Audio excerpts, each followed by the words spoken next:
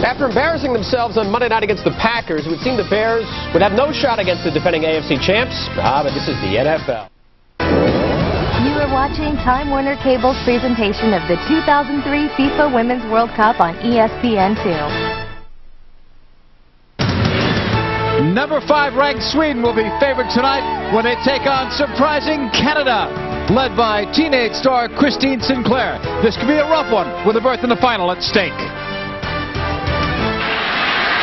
Physical, hard-nosed soccer is the theme of this World Cup. Once again, the Swedes will look to the gritty and gusty play of Svensson and Lundberg to guide them through. Tonight, they face another strong and physical team, Canada, led by veteran Charmaine Hooper. The chance to play for the World Championship is just one win away.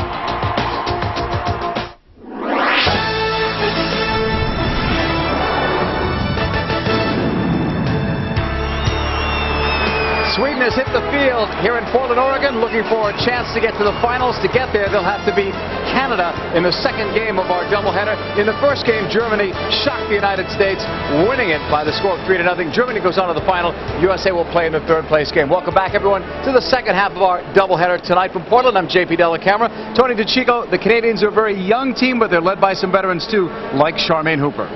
Well, they're led by Charmaine Hooper, the most prolific goal scorer in Canadian history, but they're being led by her from the defensive position. Now she's in the center of the defense. She'll come up on free kicks. She was the difference in the win against China. Charmaine Hooper, central defender.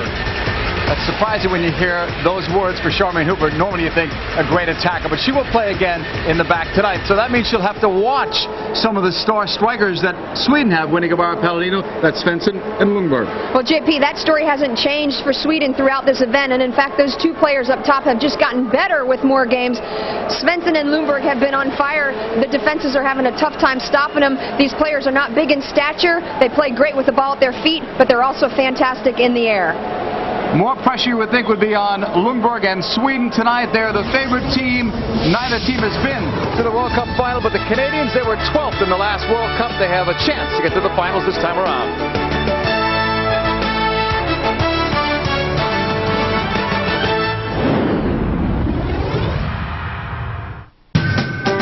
You saw your organization's color needs increasing. You knew that adding more single-function color laser printers wasn't going to cut the mustard. You knew it was time to turn to Canon for its color solutions. Now, my friend, it's time to reap the rewards.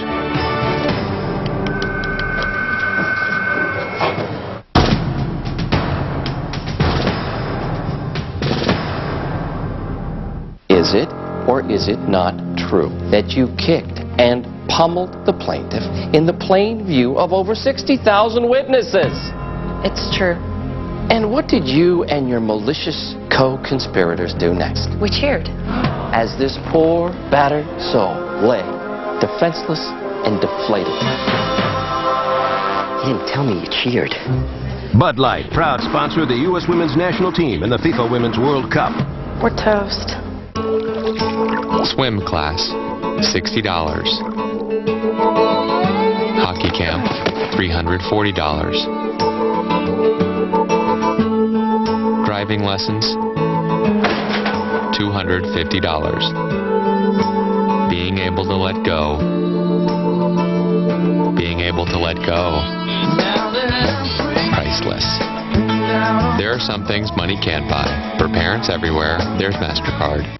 Our inventory now is real time. It's tied into our in-house computer system. When we buy a car or trade for a car, it's instantly on. When we sell one, it instantly comes off. So when you're surfing the net on our website, you know we have it in inventory, and we have a specialist that can help you with that.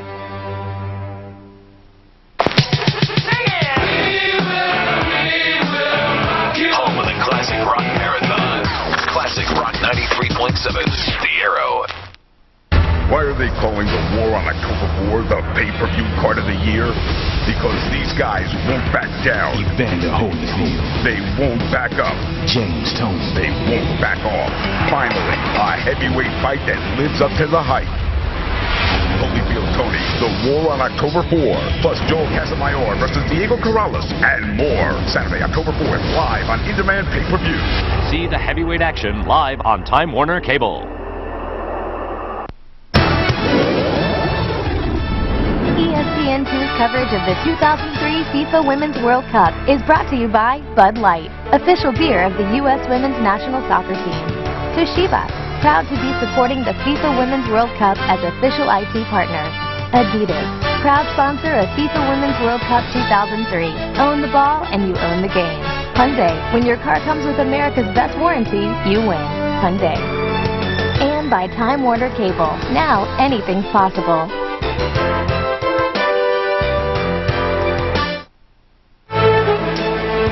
We're back at PGE Park in Portland, Oregon. Game 2 of the doubleheader, Canada and Sweden. You would think that Canada would have more support here than the Swedes would for this match, and we will see Caroline Jonsson in goal. Remember, she did not start in that last match. There was a quarterfinal versus Brazil. They had to keep her on the sidelines. It was Sweden's choice after she took a banned substance, we were told, to help with stomach cramps. So the backup goalkeeper, Sophia Lundgren, played. All she allowed was that penalty kick goal. The match is underway with Canada in red and Sweden in the yellow and blue. Here's the throw-in. Canada trying to take it over. And that goes out of play. Throw-in for Andrea Neal, one of the most experienced Canadians out there. And the referee calls for the foul. Starting line for Sweden brought to you by Adidas, and we see Jonsson back in goal. And Sweden will play in a 4-4-2, and we've talked about her all tournament long, but number 3, Tornquist, is very important for organizing this back four. They pride themselves in team defense. In the midfield, keep your eye on number 6, Mostrom. She continues to support her front runners so well. She's even gotten in for a few goals herself. And up top, can't say enough about Svensson and Lundberg. These two dynamic front runners work so well off of each other. Short in stature, but what they make up for that in heart. Jonsson sends it long. She's a good distributor of the ball. Sweden will bring it down. Canada will chase on that far side. Slowing play down is Brittany Timko. And Sweden will try to play it long. Hooper sweeps it away to the halfway line for Latham. Canada starting line brought to you by Hyundai. Taryn Swiatek starts in goal. Swiatek's a great story. She's 22 years old, but she had a wonderful game against China. It was one of the reasons they won. In defense, they're patched up. They've got Hooper, a former striker, Bertini, a former striker, playing in defense, but they've been solid in the midfield. The key player there is Neal. She's got to hold together that 3-member midfield. And up front, they've got 3 tough customers that play like defenders going to goal. Lang, Sinclair, and Latham. Here come the Canadians on the attack. Lead pass intended for Latham. Jonsson's got to come out. She was not in the same page with Caroline Vestberg, and they'll give away a throw-in deep. We'd like to thank MasterCard and all of our sponsors for allowing us to bring you this FIFA Women's World Cup match without interruption. Sweden comes in number 5 ranked team in the world. They are the favorites in this one. Canada ranked number 12. For Canada, you would think less pressure on them. They've made it farther than anyone predicted. 1 game away from the final. Christine Sinclair looking to get at the end of that from Bertini. Bertini will play it across. Quick shot taken high and wide by Sinclair. We're going to see interesting styles here because both teams play a kind of combative style. They want to get the ball forward. Here on this replay, you can see from that throw-in, they're looking to shoot any chance they get. Up for grabs, halfway line, knotted down, and knotted out. Throw-in for Sweden's Marklund, who started in every game in this World Cup. The look was from Mostrom. On the right side, that goes out of play. Throw-in coming up is coach Marika Demansky-Lefors. 1 win away from getting to the final. And you could say the same, obviously, for her counterpart, but he's been there before. Only with a different team, Norway. That was Evan Pellerud. This ball is cleared out of play. Another throw-in for Canada. Of course, Evan Pellerud being the Canada's coach, he's more familiar than any coach probably in the world with Sweden's style. He coached Norway for years and in fact won the '95 World Cup title with Norway. So again, very familiar, and he's going to organize his team very well to try and stop these two front runners. Lundberg long for the dangerous Svensson. Hooper is back there to track it. And it's cleared by Swiatek. Headed up by Neal. Latham. Back the other way, Christine Latham. Wrong side of Sinclair. Latham again. Oh, no give there on the challenge from Vestberg. Neal will pump it the other way. And Markland is going to let it go out of play. That is Evan Pellerud. And Tony, you've matched wits with him before. What makes him such a great coach? Well, he knows talent. He looks for athletic players, and then he matches them up on the field. And this is a very athletic Canadian team. And I call their success part of the Evan Pellerud factor, because he knows how to win. He's instilled a winning attitude into the Canadian team. We're in the 5th minute of this second semifinal match. Sweden and Canada for the right to go on and play in the final of this World Cup. Here's a long ball floated up. Lundberg, and what a collision that was with a much bigger Charmaine Hooper. And it's interesting because Hooper, for so many years, was on the other end of this tackle here. Good collision there in the box. Lundberg going in tough on Charmaine Hooper, showing her that she's got to keep an eye on her all game long. Anderson with a block. Matheson up the wing from Bertini. And Mostrom will take it away. The Lundberg touch, she thought someone was there. Sent back by Timko. Sheralta Nonen, one of the better defenders in the WWC with Atlanta, clears it long. She's really the experienced defender in this team. Dennis is very young, and of course, as we mentioned, Hooper's been asked to play there to patch up the defense, and Bertini's a converted forward. That's going to be the interesting part for me, Tony, watching this game, is to see how two defenders in a back four can play when they were normally forwards.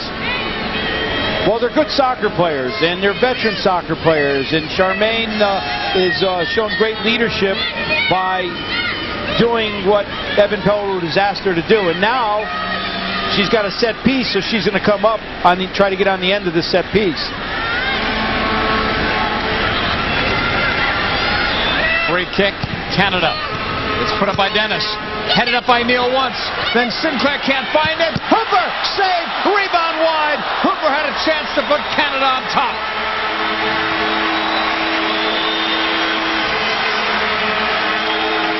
Corner kick, Canada. Now this is Canada's style. Let's get some free kicks in here. Look at how well Hooper takes his shot.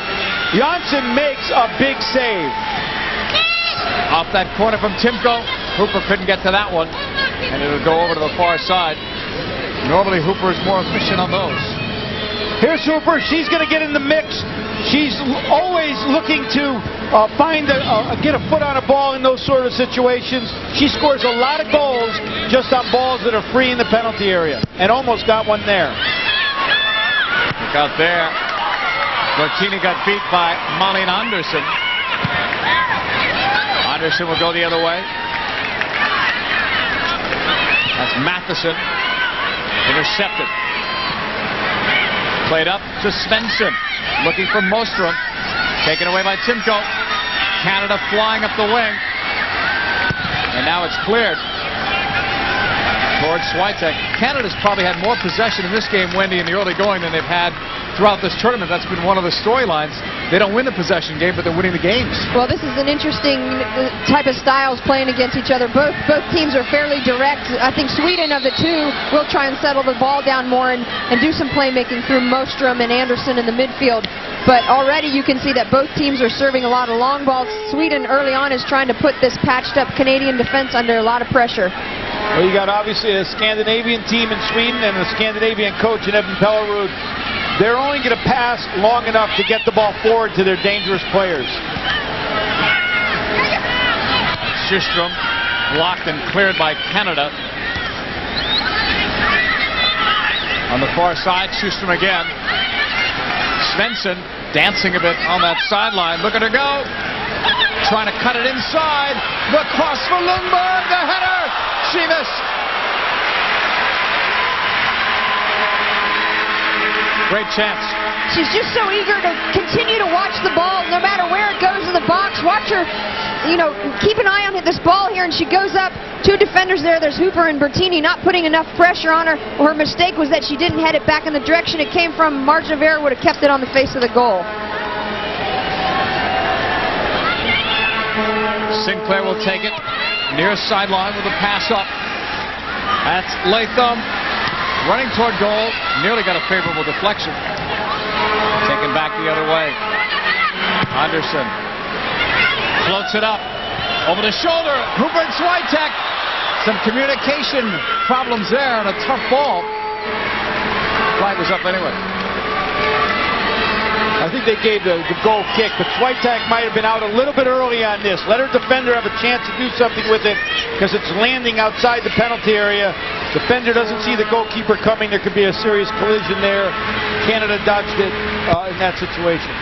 Another thing to point out there is the surface. Again, we had heard before the game that one of the things that this surface is doing is it's not going to make the ball bounce quite as much, and you could really see that ball die at the top of the box. Free kick.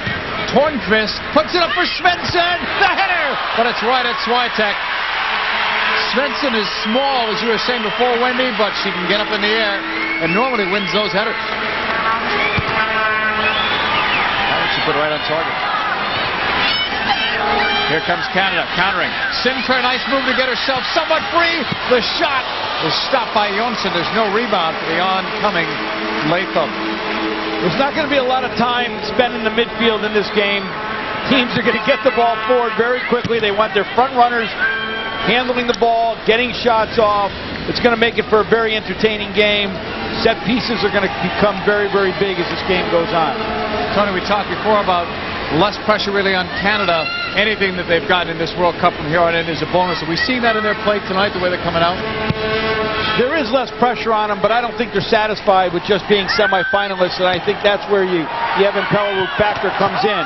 He wants them to be winners, and he's pointed out 2 times where he thought that this team made big strides. One was after they got beat by the USA 9-1 in Australia, and the last time was recently when they had a great training camp where he said every day was intense at a high level, and he said then he knew we had a team that was developing. Charlotte Nonen will have this free kick. And right in front of the Swedish bench. She puts it up. Jonsson comes out and clears it. Dennis plays it back up. And Jonsson will make an easy grab there. Long clearance the other way. Look out here. Lundberg with Swiatek having to scramble back into her net. Sweden nearly caught the Canadians off guard with that typical long ball. Well, quick counterattack from the goalkeeper. That's where Nonen is very, very good. She's fast. She covers a lot of space and is able to cut that ball out. Off the Sweden throw-in. That's Nostrom. Been a solid player in this tournament. Wide on the cross. Anderson puts it up, and it's over the bar. Well, you got to wonder if both of these teams can keep this pace up. This game so far has just been end-to-end. That's the pace they play. Wendy, one thing I am impressed with is the penalty area organization of the Swedes when there's a ball that's going to be served in there. They've got good runs going, near post runs, far post runs, and even runs that are arriving late. That long free kick. Canada will run out of room. The goal kick coming up. Our coverage of the FIFA Women's World Cup concludes next Sunday with the 2003 final live from the Home Depot Center in Carson, California, 12:30 Eastern Time, 9:30 Pacific on ABC Sports. The third place game on Saturday on ESPN2, which will feature the United States and the loser of this game. Germany plays the winner next Sunday from the Home Depot Center. Lang is to the right. Tara Lang, the teenager, she's only 16. She'll play it across, and that's going to be cleared. Canada's average age, despite Hooper and Bertini, is in the low 20s. Bertini gets underneath that one. Lang is after it, and they're going to call that one on Sweden. Interesting matchup there because you got a teenager Lang going against one of the veterans of women's soccer, Kristen Bengtsson, who's been playing for Sweden for a couple of World Cups. We'll have to see how that one matches up. They've got injury problems on that side. Sarah Larson normally plays there. She left the game against the United States with an injury. Canada with Nonen putting it up, and Jonsson makes an easy grab here in the 15th minute. It remains scoreless in his semi-final match. Mostrom. Systrom. Svensson allowed to turn, but Canada comes back and covers well. Then they give it away. Oostberg. Svensson held up her run to stay onside. On the left. Here comes the cross, but it's over Swiatek and out of play. Sweden's early tactics are to get forward before the block of 8 can be organized by Canada. The block of 8 meaning their back 4 and their midfield group. Let's try to get in before they can get them organized, and if they can do that, maybe they can get some opportunities for Svensson and Lundberg. And their best successes in the World Cup have come from most of their central play, but what we're seeing them do so well now is they're really trying to stretch this Canadian defense, and they're getting some nice play out wide. That's a good point, Wendy, because that's what Japan did. Japan had some success by stretching the Canadian defense. Normally, Sweden likes to counterattack right through the center. Nonen puts it up, and that's not headed well by Latham. It goes out. Sweden will have a goal kick coming up. Game story pretty even in terms of the possession game, foul count, scoring chances, pretty similar. What can you tell us, Tony, about the tempo of this one? Well, it's going to be this type of tempo. Teams are going to try to get forward very, very quickly. Right now, Sweden has a little bit of an edge because they're holding possession in their attacking third of the field, where right now Canada's just fighting for balls being played forward. Possession is going to be important in front of the other team's goal. Mostrom and Hooper came out aggressively, as she will. 17th minute, Malin Andersson, who scored the game winner the other night against Brazil, tosses in. Mostrom by the corner flag, knocked out for a corner kick. First corner for Sweden. And looks like Bengtsson's going to come over to take it. Well, they want a left footer to take her. They want her to swing it in, and Bengtsson could put in some hard bending crosses. So let's see what she tries to do with this one. There's one of the targets, Svensson. She drives that back post, and then there was a slip by Tornqvist, which cost her, and it'll be Canada's ball. Bengtsson with a long run back. This is her third World Cup, also a member of the Olympic team in 2000. Played in the WWC for the San Diego Spirit and the Carolina Courage. And going out of play again. Another throw in for Sweden deep. Juggle on the side. Lundberg couldn't get through. Latham. Right side Lang. Lang comes back. Off Dennis, she's hurt. She got clipped. Here's Mostrom with Svensson. 3 back for Canada, now 5. Up for Svensson. Tripped up over the ball as Canada clears it out. Markland's pass right. Andersson. Looking and then crossing. And there was Svensson again with Hooper all over it. Well, that was an amazing ball by Andersson. Early behind the defense, bending away from the goal. Svensson just couldn't quite connect on it. Dennis over there scrambling to get back defensively. She was the player that went down, but apparently she's okay. Spurg inside. Svensson saves Swiatek. Great job of cutting down that angle. Corner kick, but a big save. In my opinion, she took one too many touches because Nonen is such a great defender. She was able to catch up with her and put the pressure that she needed. She turned the corner. Great ball there into Svensson. Look at her turn the corner there on Hooper. She's got to get her shot off a little bit earlier. Swiatek did a good job to come out and shut that angle down. Swiatek has been impressive. I haven't seen her put a foot wrong yet in 2 games. She came in as one of Canada's 3 goalkeepers, and she was not number 1. Played across the mouth of goal, and a header right at her. Lundberg with that chance. Anna Lundberg.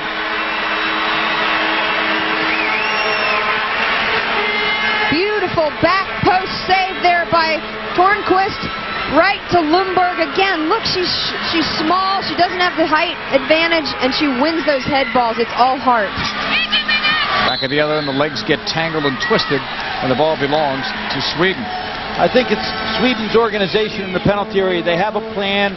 They're serving back post. They know where the next player is going to be, and they're looking organized. Having said that, there's been some good defensive play by both Hooper and Bartini, so even forwards can play defense when they put their mind to it. Jonsson clears. Headed up by Markland. Svensson in that battle with Hooper. Hooper is going to get the call, and Svensson's going to be told not to do any more talking to the referee. Katrina Eleverta from Finland. This is going to be a tough matchup all game long. What Charmaine Hooper wants for Canada is to try and get under Svensson's skin and try and take her off her game. Svensson's going to have to battle through that. Neal played it up. That was off Kara Lang, and that's going to be cleared away. 21st minute. It is scoreless here between Canada and Sweden for the right to go on to the finals against Germany. With a goal kick coming up. We've talked about Charmaine Hooper and playing at the back.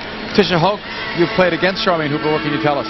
I spoke with Charmaine at practice the other day, and asked her how she liked playing in the back. She said, it's a lot easier playing back here. Up front you have to create, you have to worry about scoring goals. She says, all I have to do back here is destroy. And you've seen some physical play by her back there, and she's doing a fine job.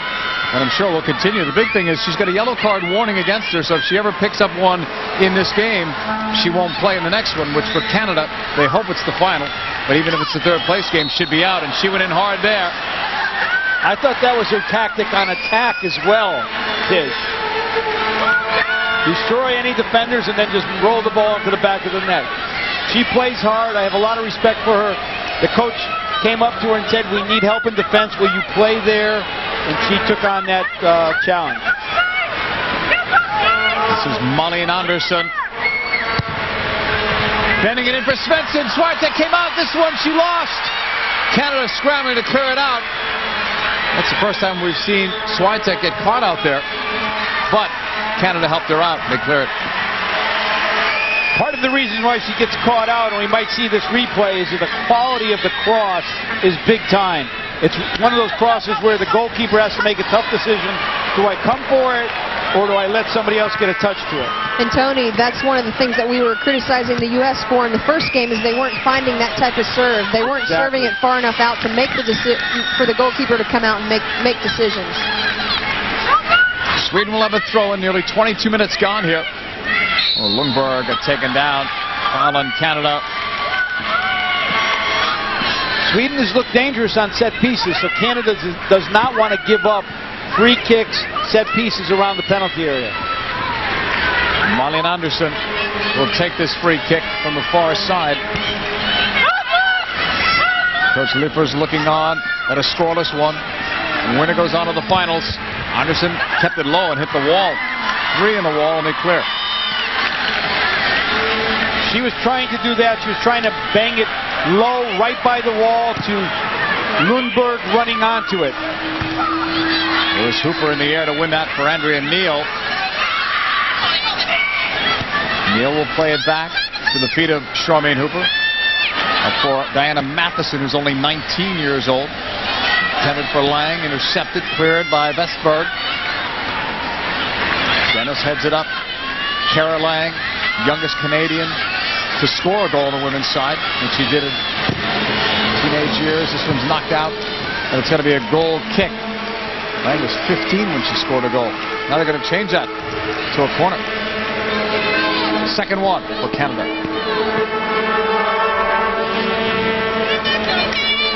Lang is part of that under-19 group that was very impressive for the Canadians. finished second to the United States in the last tournament, so they've got some good young players coming up. Interesting that Charmaine is taking this corner kick. I don't know, but I'd want her right in the center of the penalty area, having that ball arriving near or around her.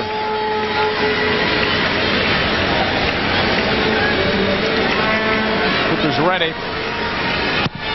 She'll drive it up and over. You know, now that you mention it, I can't recall ever seeing her take a corner kick. She's usually one of those targeted players.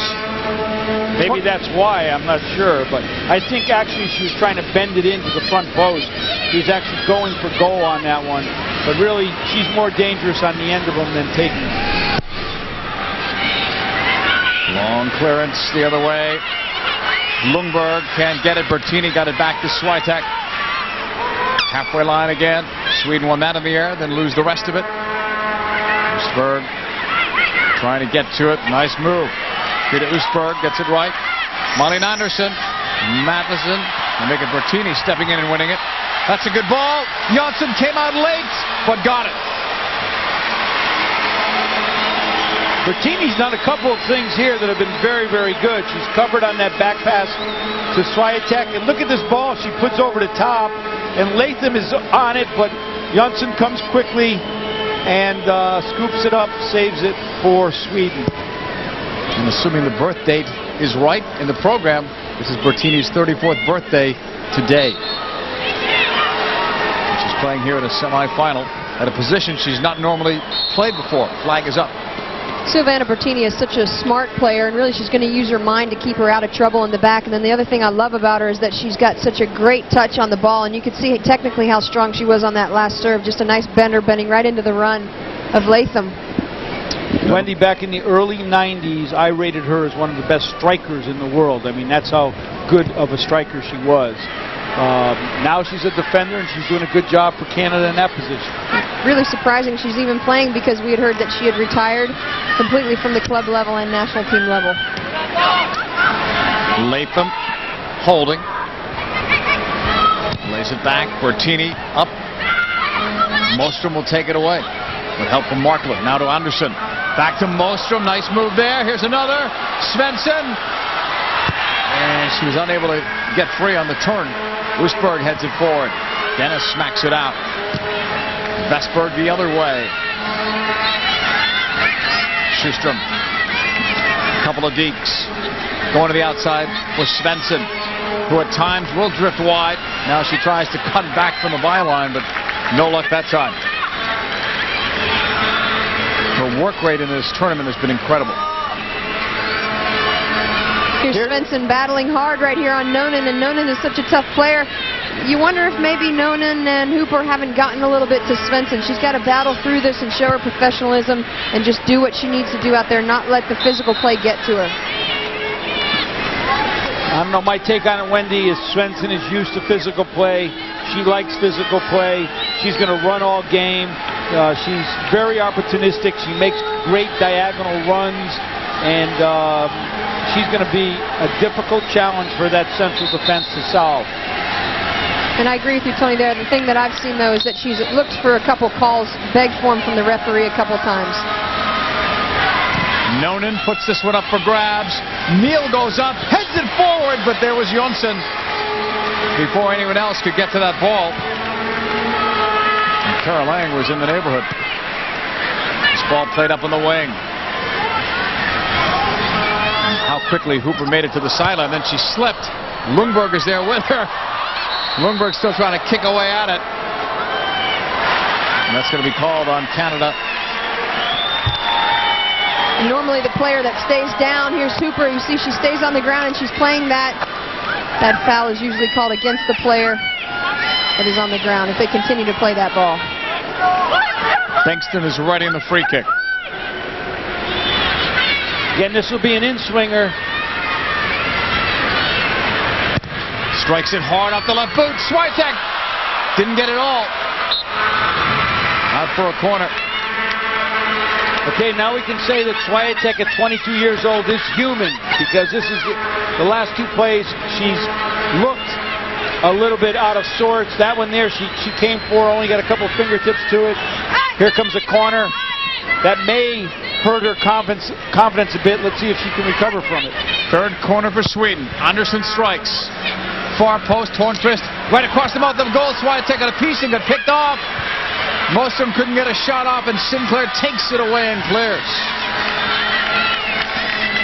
At the halfway line, Vestberg. This one is floated through, and it's going to go out of play. There's a goal kick coming up for Canada. Scoreless here. Germany won the opening game against the United States 3-0. So Germany goes on to the final against the winner of this team. You'll see it next Sunday on ABC Sports. USA will play in the third place game, and that will be against the loser of this one. And then the USA can think about a little bit of a break, Tony, and then the next Olympics. Yeah, they've got a lot to think about, but they should be proud. That game was an outstanding game, one of the best women's soccer games I've ever seen. Obviously, it wasn't a 3-0 game. It was a 1-0 game, and just 2 late goals were the difference. The ball played across. Jonsson was coming out and then went back in. Anderson with a clearance. Matheson floats it right back up. And that's cleared away. Sjöström. Svensson. And they'll stop her at the halfway line. It was Dennis on a ball floated over. Nolan is back there. Nolan covers a lot of ground, both with her club team, Atlanta, and on the national team as well. Well, she read that serve about 3 seconds before the ball was ever played, so she was in that space.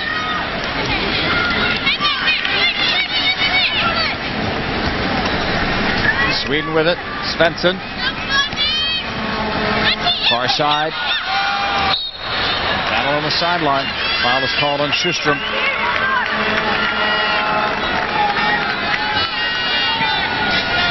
Canada will put the ball back into play. They're a force to be reckoned with up top. 3 strikers, 2 are 5'11", 1 is 5'10", young and hungry as well. The one that I think is the most effective, who hasn't had much involvement in the play so far, has been Sinclair. I think for Canada to be successful, they got to find her more. Well, in her defense, she doesn't get a lot of service. I mean, their attacking style is play the ball up, fight for it, somebody get on the end of it, and let's see if we can get a goal from that. She needs a little bit more service. Balls played into her feet, balls played into some diagonal runs she makes. She's just not getting a lot of that. This is Sinclair now on the ball, pushing it back out. Offside flag goes up on Latham as Jonsson makes an easy grab, and she can boot this as far as anyone in the women's game. Hooper is able to win that in the air for Neal. Matheson. And now up comes Latham. And the 3 strikers are attacking, but Sweden have 5 players back. And another mess up there in this slippery field. We're seeing a lot of players falling down as Neal plays it up. Headed toward goal, but on an easy bounce, Caroline Jonsson is there.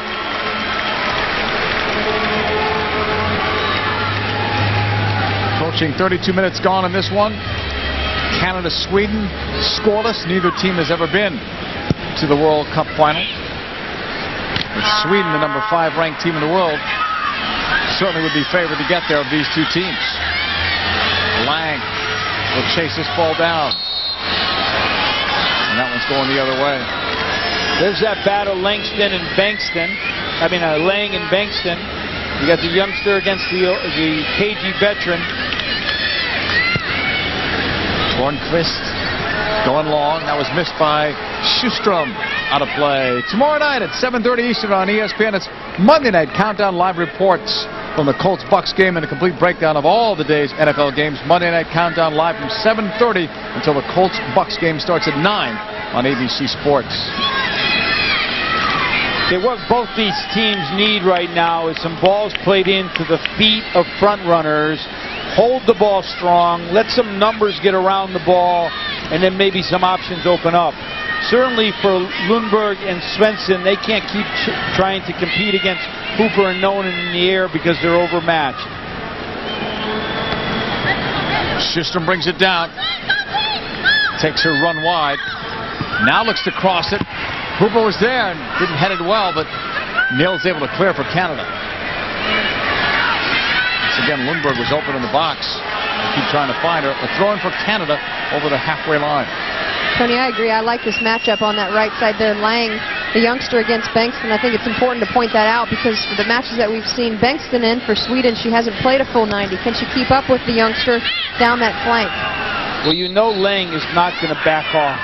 She's going to go at it for 90 minutes, and it's going to be a test for Kristen Bengtsson. Canada will have a free kick coming up.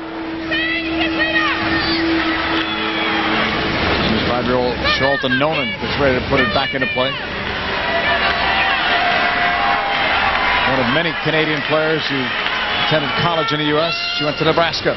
Played up, one deflection, but Jonsson's there before a second deflection, and it was Lang who was looking for it. Schuster on the left. Intended for Svensson, too far in front of her, swept away by Nolan. Flag is up again on Canada. Nolan and Hooper have got to look for their midfield. Matheson, Neal, Tibko, they can play a little bit. If they can get the ball once in a while and slow things down, maybe there's some better service that can be played into their front runners.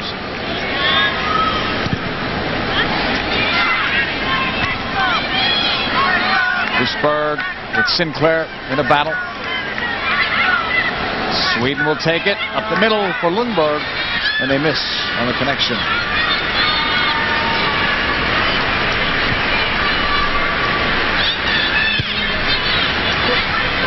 Long clearance, halfway line, once again for Canada. Latham running at goal. 3 in the attack again for Canada. Sinclair fires the shot. It was looking good. That's the first time they've had an opportunity to play with each other. The ball comes into Sinclair off of Latham, and now she gets a chance to really take a good look at the goal. And I'll tell you what, that is, if it's on goal, it's in the back of the net because I don't think Jonsson's going to save it. 42 goals for her, 54 appearances for the national team. An incredible strike rate. That's Mia Hamm-like numbers. On the far side, Dennis will clear it up. Sweden plays it back. Svensson with a step there. Keeper's out. Canada comes back with Bertini to take it away. A dangerous ball up the middle, a through ball, and Sweden nearly capitalized. Mostrom with it. And again, it's Bertini who's come up big. On the far side, Matheson, Mostrom, Anderson, and now Swiatek. You're right, JP. A lot of veteran outside defenders would have become spectators on that, and all of a sudden that wide touch would have been a shot on goal instead of carved out. Ball goes on to play. Throw-in coming up for Canada in the 37th minute. Andrea Neal will take it. This is her 3rd World Cup. Anderson clears up. Lundberg and Hooper, I thought, clipped her. They're letting play continue now. There's a surprising advantage. Hooper is playing with the yellow card, so she's got to be careful. Mostrom. Svensson's on the run. Swiatek's way out. Wow. Swiatek's kind of surprising me here tonight, Tony. Not going along with the scouting report we were hearing. Here's a look here. Beautiful ball into Svensson. She's not going to back out. She doesn't expect to see the goalkeeper coming out that far. Swiatek comes out, makes a huge save for Hooper. She was trailing her player there. Got beat by about a yard. It's a long goalkeeper run. Well, Swiatek has a lot of good qualities. One of her best qualities is aggression. She comes for crosses that are on the edge of her playing range. She came for that ball. And I always felt that it's better to have a goalkeeper that has aggression because you can always teach them patience. If you don't have a goalkeeper with aggression, then you might not ever have a full goalkeeper. Mostrom will take it on this right side. And it's going to be knocked out of play. Sweden will have a throw in latter stages of this first half. 39th minute. Mostrom kept it on the ground. On the turn, Svensson with a quick feet. Mostrom wide to Anderson. Here's the cross. Swiatek got twisted around. That one up and over. It's a corner kick. You said something, Tony, before about nervous. What do you think? I think she's doing fine. Yeah? Here on this is not a shot. This is a cross. She's ready to come for the cross. She's got a back pedal to put it over the top. I think she's plays an aggressive style. She's going to live and die with that style. She knows she won't get to every ball. But I like her as a goalkeeper because, as I said, you can always teach patience. And she's still very young. 22 years of age. Getting ready for the fourth Sweden corner. Malin Andersson will take it again. Drives it across. And that missed everybody. And Sweden should take note of the result in the first game. We'll come back to this point in a second. Look at Swiatek coming up. She has to make that save. She's caught off her line a bit, thinking there was a cross that ended up turning into a chance on goal. Yeah, Anderson didn't mean to put that on goal. She was trying to put it across the front. So that's good footwork by Swiatek to get a touch to that, put it over the top of the bar. Some contact there. Fouls on Sweden. What I was getting ready to say, JP, is that the tempo really is in Sweden's favor. But take note of the first match. The U.S. had a lot of the run of play and could not find the back of the net. So if you go into this halftime 0-0, it's a whole new game coming out. Here's a long one. Jonsson comes out and makes an easy grab. And she'll punt it over the halfway line towards Lundberg. Nonen with a high boot. Neal was being held by Östberg, who's voicing her displeasure to the referee. That's good refereeing. It's a very combative game, and the referee is just saying, listen, I'm not going to tolerate that. She doesn't need to pull out a card. She can speak to the players. I think that's good player management. Charlotte Nonen puts this one up. Headed away by Sweden, and it's cleared by Sjöström. Cooper's back after it. Plays it back to Swiatek. Swiatek will clear. Halfway line, Sweden takes it back. Mostrom. Lundberg. Wanted Svensson. That's cleared. Sjöström going wide of Dennis. Looking across this ball for Svensson. Swiatek lost it. Svensson! I don't know how she missed that one. And she doesn't either. What an opportunity. Here comes the cross. It's a good cross. It's a cross that stretches a keeper. Swiatek's going to come for everything. She loses it. Svensson's got to look at the goal. Just puts it wide. Normally a better finisher, leading this tournament in shots and among the leaders in shots on goal when this semifinal day started. What you love about her is she's always around the goal. If there's a ball that's free, she's going to have a head near it or a foot near it. She should have put that one away, but you got to love her endeavor around the goal. We've seen her play every game in this tournament, and she's not disappointed once. There's a ball played across off Jonsson in the post, it looked like. And now Canada sends that one out of play. Here we'll take a look at Lang on this right side, serves the ball across. That's supposed to be a cross. Hits the crossbar, comes back, and what you didn't see on the end of that replay, which I loved out of Silvana Bertini, is she made a commitment. She was actually the player that tried to get the ball back across, but she mishit it. Unbelievable run to get into the attack for Canada. Lundberg coming around, but not getting that much on the shot. And at this point, it's a scoreless one as we approach halftime. Obviously a bad time for either side to give up a goal. What a contrast to the earlier game. I mean, we're just not using the midfield. The ball's going from the back to the front and back and forth. But great sophistication by Lundberg. If we see that replay, you'll see her take it off the chest with defenders around her to make space for herself. Svensson and Lundberg, the back heel for Mostrom. Swept away by Dennis. Floated along by Sjöström, and Swiatek's off her line to grab that. 44th minute.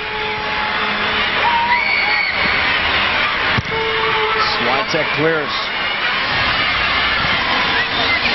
Lang and Sinclair, but they can't find Latham. Timko out wide, getting somewhat free. puts it up, and that ball was out on the far side. Coming up at halftime on our Canon halftime report, we'll talk about the USA losing in the first game of the doubleheader. Highlights and reaction, Rob Stone and Heather Mitz from the studio on the Canon halftime report. If you joined us late or didn't see the first game, the score may have been misleading, but Germany won it over the United States 3-0. So the USA are not able to defend their World Cup title. They'll play in the third place game next Saturday. Mostrom will push it up to Lundberg. Bertini will clear. Bengtsson up for Svensson. Did well to bring it even down. Plays it wide to Sjöström. Here's another cross for Lundberg. Swiatek got that.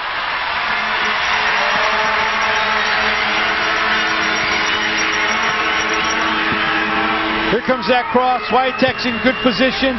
Doesn't really handle it that cleanly, but she comes hard for every ball. The attackers know she's coming hard for every ball, and they don't want to get in her way. We're nearly done with this first half. No stoppage time will be put on as Dennis will clear. Wustberg in the air. And it'll go out. This might just about do it for this first half, which has been played at a pretty high tempo up and down the field for each of these teams. One step away from the spot on the final as the legs get tangled up together again. Now it's time to talk. We could have 2 minutes on this. I'm not sure, because that looked like a hockey play. Two players going in here. You see Tornquist and Latham, and there was a tackle there. Right near the end of the first half. This may be the last kick of the ball. Nonen is ready to strike. So floated up. Latham couldn't get it. Pushed out a little bit wider. Sinclair turning it inside of the byline. She'll get a corner. The referee's checking out the watch. This should be it for Canada.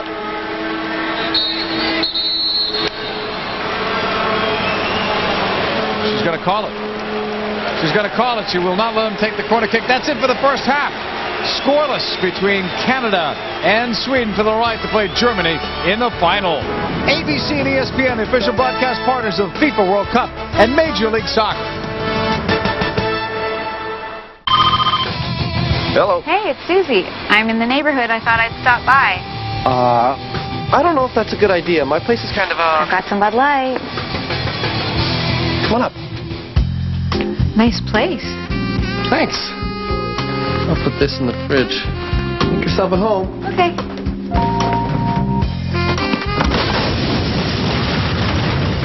With a great taste that won't fill you up and never let you down. The bowling ball. Make it a Bud Light.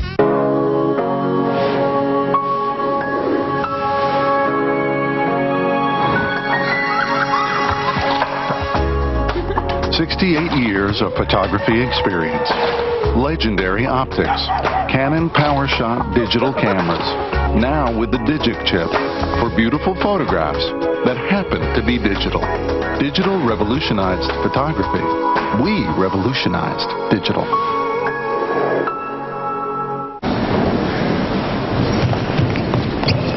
Ooh, scary. Yeah, and I bet they didn't have that insurance back then. What? Flat. It gives your mommy money if she's sick and can't work. What does? Flat. Pay attention. To what? Flat. Aflac. Ask about it at work. Comedy rules on ABC Tuesday. When Jim gets caught cheating in church, your conscience is going to eat at you. will his life turn into a living hell? And all new According to Jim at 9/8 Central. Comedy rules on ABC Tuesday. Promises, promises. DSL promises they'll give you high-speed internet. But check the facts. You have to live within 3 miles of their local facility. No wonder 2 out of 3 households nationwide with high-speed internet use cable-based technology, like Roadrunner high-speed online. You can get Roadrunner almost anywhere you can get cable. It's easy, and that's not an empty promise. Call to order Roadrunner today and ask about our $30 rebate. Roadrunner, the fastest, smartest, easiest way to the internet. It's the giant year-end Clobber-thon at Lawrence Marshall Chrysler Jeep and Dodge in Hempstead. Now get our lowest prices of the year on every Chrysler minivan, Jeep Grand Cherokee, and Dodge Ram pickup in our giant inventory. And that's on top of huge factory rebates or 0% interest. Call 1-866-CLOBBER and get your low Marshall discount price right over the phone. Now is the best time to buy. At the model year-end Clobber-thon at Lawrence Marshall in Hempstead, we clobber big city prices. Welcome to the Canon Halftime Report, brought to you by Canon, with thousands of products and one simple idea, giving people know-how. Canon know-how.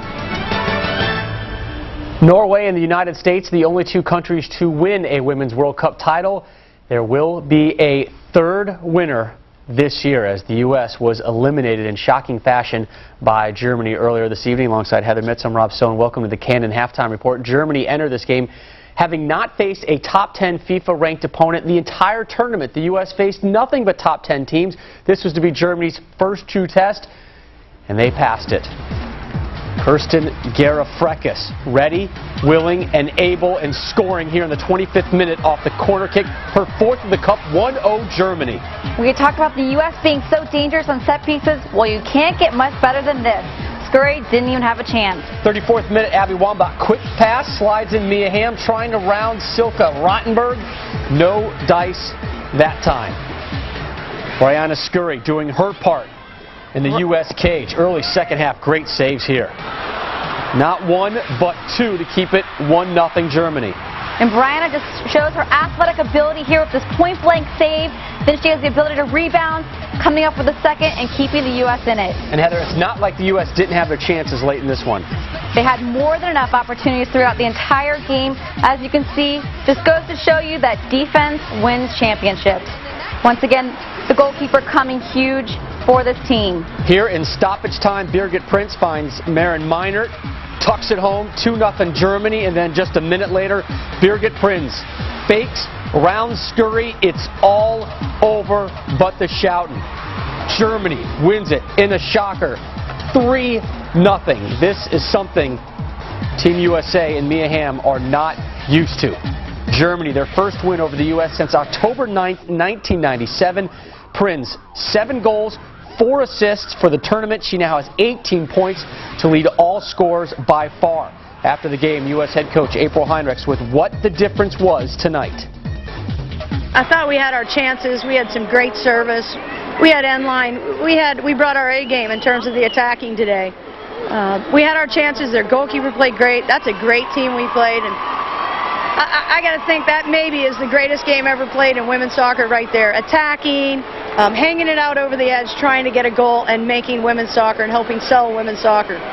What will you tell the kids in the locker room? I love them. I wouldn't take any other team. What was the difference in the match today?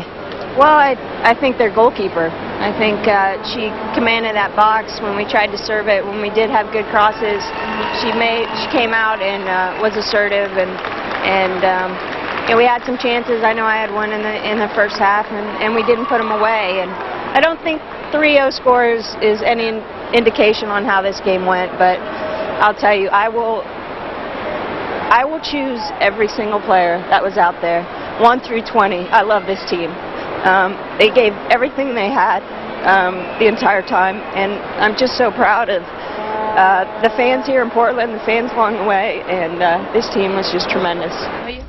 Abby Wambach came into this game with a lot of hype for the U.S., but Germany had an answer. They sure did. Abby Wambach in the first 4 games, the teams did not have an answer for Abby, and today they did in the play of Rottenberg, the goalkeeper for Germany. She came out big for this team. They kept trying to play the balls into Abby, where she's so dangerous with her head, but Rottenberg kept coming out and snatching those balls away and not allowing this U.S. team to really get a chance on goal. And the combination of Meinert and Prinz, again, deadly for the Germans. Well, we knew when Meinert was a late addition to this team, she was the WWC Player of the Year. When we had heard that Meinert was going to play for this German team, we knew that they were going to be that much more deadly. With the attack of Birgit Prinz and Meinert, the combination, it's so hard to stop those two together. And clearly the final score, 3-0, not indicative of just how close this game was. But I think that early goal by Germany really set the tone, as the U.S. could never quite get their offense clicking after that point. We want to remind you that throughout the entire FIFA Women's World Cup 2003, Adidas will be giving away a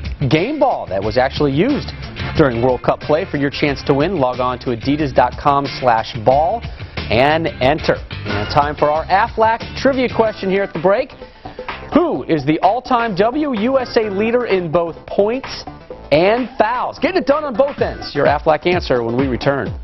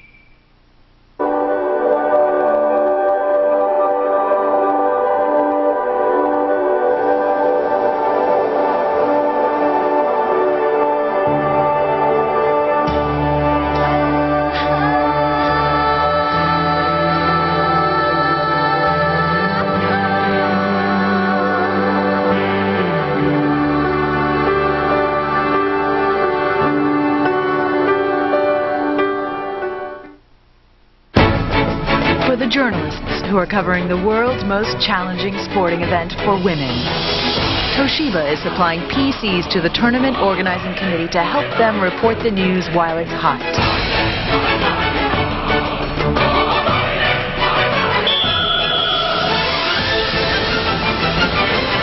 Toshiba, proud to be supporting the FIFA Women's World Cup as official IT partner. Toshiba. Swim class, $60.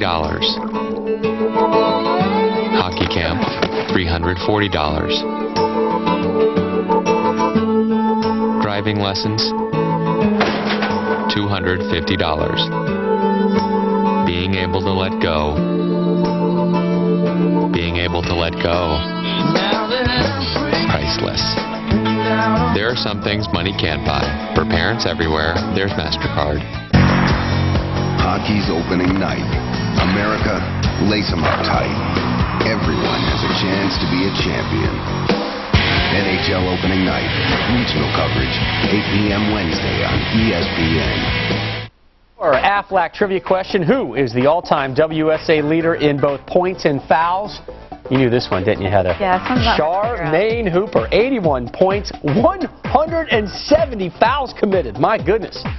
Welcome back to the Cannon Halftime Report alongside Heather Mitz. I'm Rob Stone. Very entertaining, scoreless game through the first 45 minutes. And boy, Victoria Svensson continues to impress and make things happen.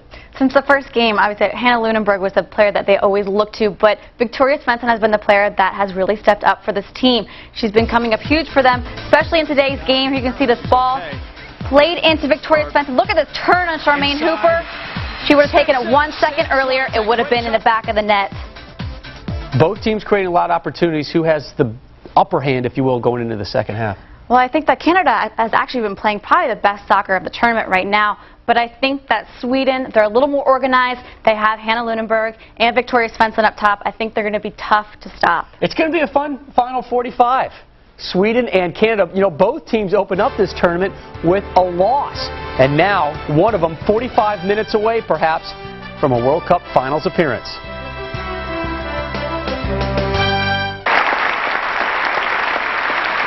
At the count of 3, you're going to be a chicken. 1. Is this dangerous? No, you don't even need that insurance. 2. What insurance? If you're sick, you miss work, they pay you cash. 3. You're a chicken.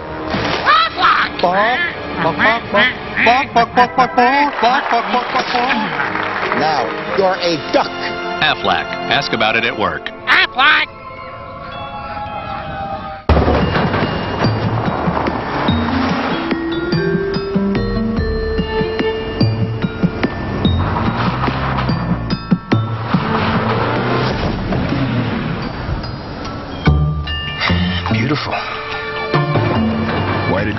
driver name it best luxury SUV for 2003? Well, there's this.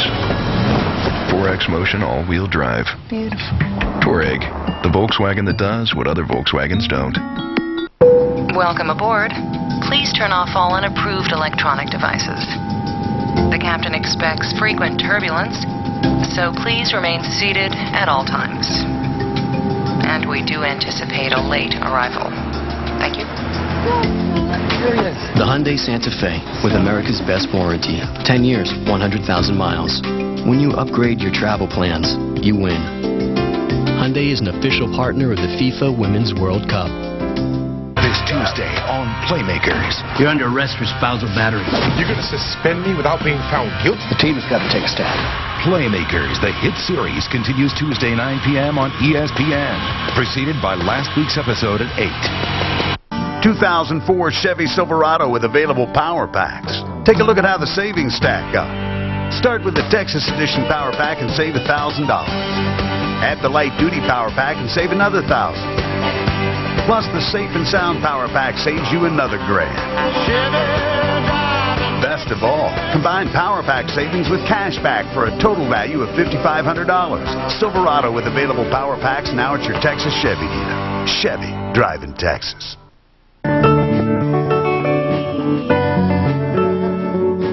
When you think about the most important moments in your life, what were you wearing? Every man should own at least one suit. We invite you to buy yours from us. 100% wool suits, starting at $200. You're going to like the way you look. I guarantee it. Men's Warehouse. To contact the store nearest you, call 1-800-776-SUIT. ESPN2's coverage of the 2003 FIFA Women's World Cup is brought to you by MasterCard. There are some things money can't buy. For everything else, there's MasterCard. Bud Light, official beer of the U.S. Women's National Soccer Team. Toshiba, proud to be supporting the FIFA Women's World Cup as official IT partner. Adidas, proud sponsor of FIFA Women's World Cup 2003. Own the ball and you own the game. And by Time Warner Cable. Now, anything's possible.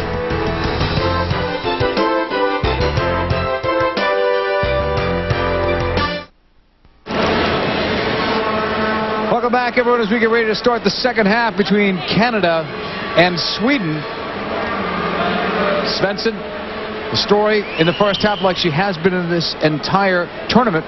She's getting her chances and probably should have had at least a goal in the first half of play. We'll see how this goes the rest of the way. It's for the right to face Germany in the final for these two teams. First half highlights.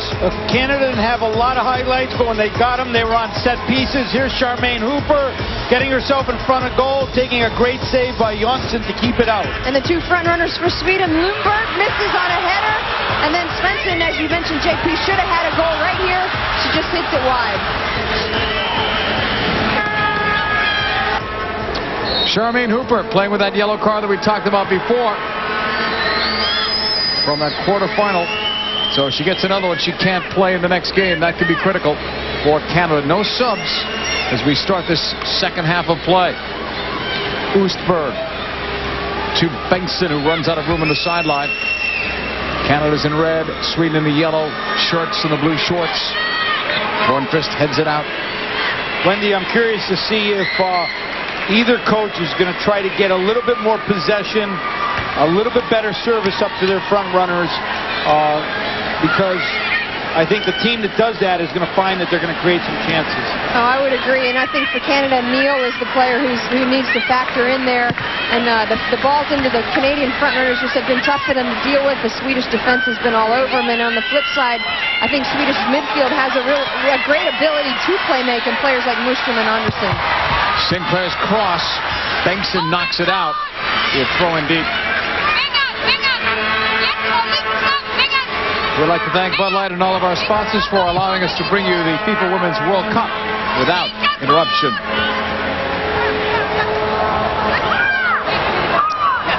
Tanya Dennis will take this throw-in. Now she's going to give it up instead. Lang setting up for a long throw-in, and here it comes.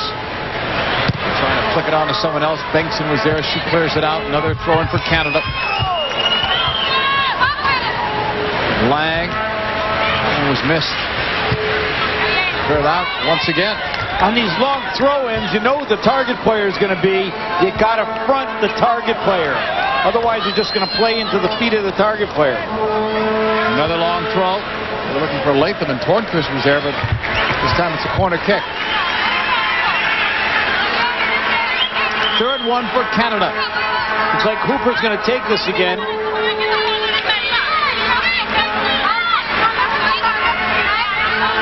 Johnson making sure everyone is set in front of him as Hooper gets ready to strike.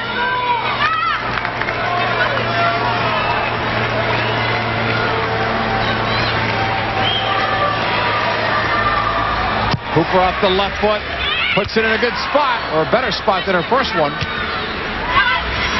And another clearance out from Sweden. Canada's ball again. I still don't understand that, Wendy. I would think you'd want Hooper on the end of those services. There's got to be somebody else on the Canadian team who could take a corner kick. Yeah, I agree with you, Tony. I mean, she's got a nice left-footed in-swinger, but I agree with you. Put her in the mix. She's the player who works through all kinds of pressure and usually can get something on the end of it.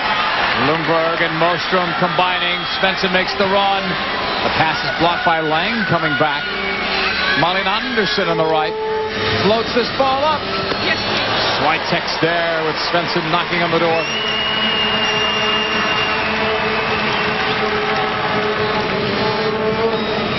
Swiatek will clear. 49th minute. Sinclair puts it up.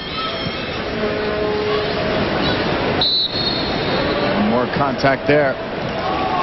This game was listed as either a sellout or very close to a sellout. Only a handful of seats remained, and a lot of people have stayed even after being disappointed by the USA losing in Game 1.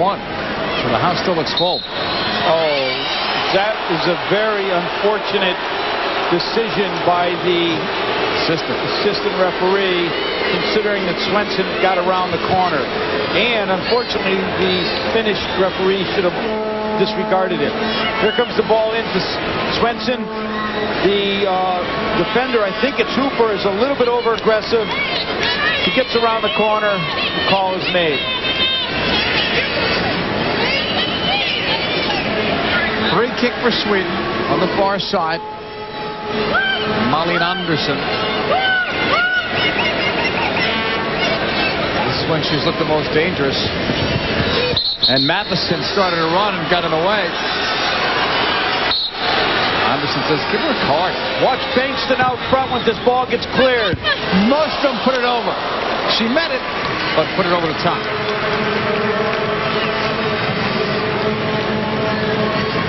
Mostrom hasn't gotten all the publicity, Wendy, but she's played well in this tournament. Here's Hooper basically getting too close to Svensson. Svensson turns her, is heading for goal, but the foul is called. Unfortunate for Sweden. Instead of an advantage. That tackle, Sweden doubling the Canadians in terms of the shots. Markland. Played up on the right. Lundberg, nice turn inside. Then the feed. Mostrom is right and wide. Cross inside for Svensson, intercepted. And cleared by Charlotte Nonen. You know, Tony, I think that's one of the first times that Sweden hasn't had as good a box organization as they needed. Svensson had to really commit aggressively to make that near post run. That's where the ball ended up going. Sometimes that's the toughest run for a player to make. It's the farthest distance that they have to go. Right, she has to take her away first and then go to that near post. And unfortunately, I think that Sweden can hold the ball in there. Just keep it in there a couple of passes and let some numbers come into the penalty area.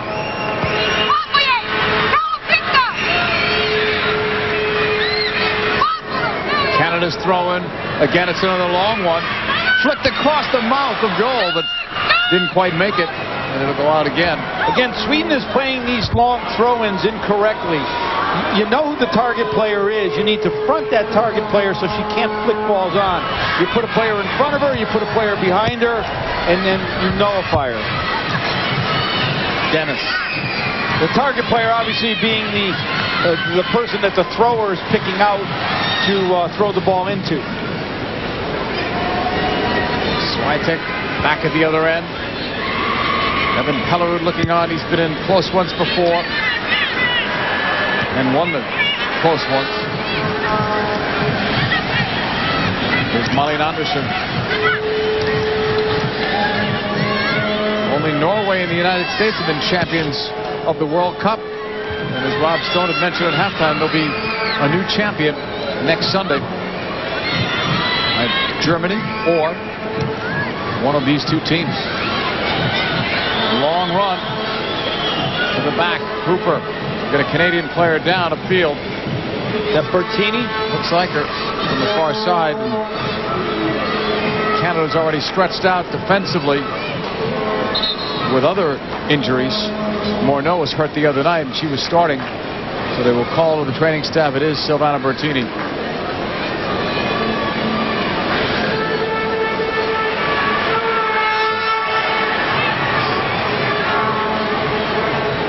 Our coverage of the FIFA Women's World Cup will be concluding next Sunday. It'll be the 2003 final live from the Home Depot Center in Carson, California. 12:30 Eastern next Sunday on ABC Sports. And the third place game will be decided Saturday.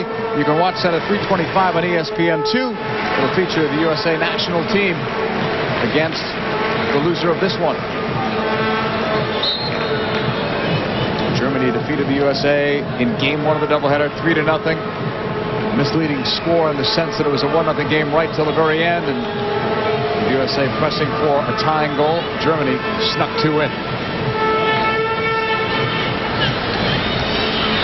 Played forward, Sinclair. It's broken out here, Sweden. And another one of those stumbles on the slippery surface. Out it goes. And Andrea Neal throw it. Sinclair. Matheson. Latham.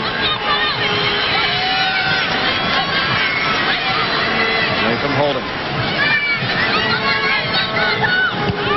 Switched across. Ended up by Sjostrom off Mostrom. We need to point out that Canada is still playing a man down. Silvana Bertini is still walking around the backside of the end line here. They've got a sum up. So that's a tough break for them.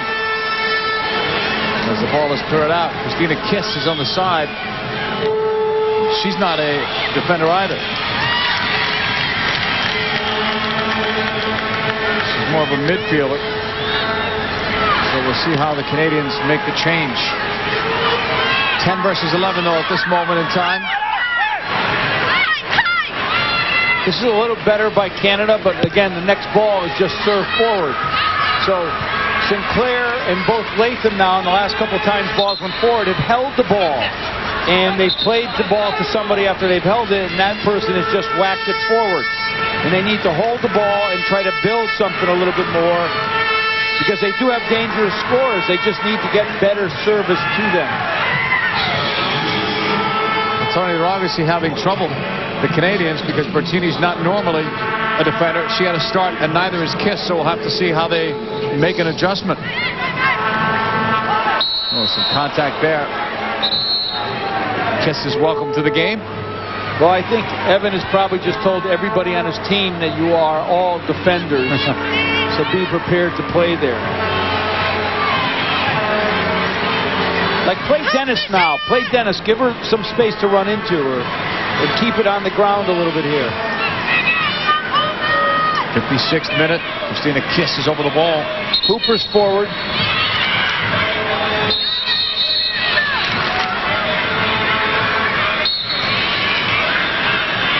After a long delay, Kiss puts it up. Jonsson's coming out and grabs it in traffic. Svensson was after it. It goes out of play. Throw in for Sweden. I think everybody would agree that Sweden has had the better of the game so far. Of course, they don't have anything to show for it as far as putting the ball in the back of the net, but I do think one of the main reasons that Canada's hanging in there and competing with them is what Tony mentioned, is the Pellerud factor. He's really established a great mentality in these players, and he's let them believe that they can compete at this level. Here comes the ball into Svensson. She turns unknowing. Good little turn, but somebody else from Canada, wasn't sure which player, slid in and knocked it out for the corner kick. 5th one for Sweden. Bengtsson strikes it hard to the middle. Swiatek lost it, but no harm done. Canada will recover. And it's going to be cleared all the way back to the other end where Jonsson comes out.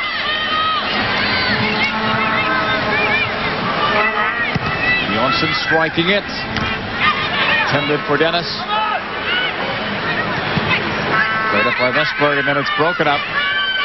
Sjöström couldn't catch up there on the side to Lang. She puts it into space. Sinclair with a strong run. Picks it up, takes the look up. Sinclair back on the right foot across. There's a loose ball. And a player going down. A couple of players inside the box. Referee says goal kick. This is what Tony's talking about possession. Look how patient Sinclair is here, and this is a brilliant ball. A play on it, and that's Latham there, number 2 for Canada, that almost gets on the other end of it. By her holding the ball in there, it allows some players to get forward into the penalty area, so you have some numbers. And Canada's trying to do that now. Here's Bertuni on the touchline. That looks like a knee injury. She's probably out for the tournament just based on what they're doing right there. Matheson has it played back. Sweden trying to go up the field. Until today, they were the only team in the World Cup to score a goal against the United States until Germany ended up with their 3. There's a long ball for Lundberg. That ball died there, enabling her to catch up. Hanna Lundberg splits 2. What a move, but couldn't make that final move to get through. Again, every game she shows you one of those or something similar. Tremendous. She lost the ball, but she put on quite a show.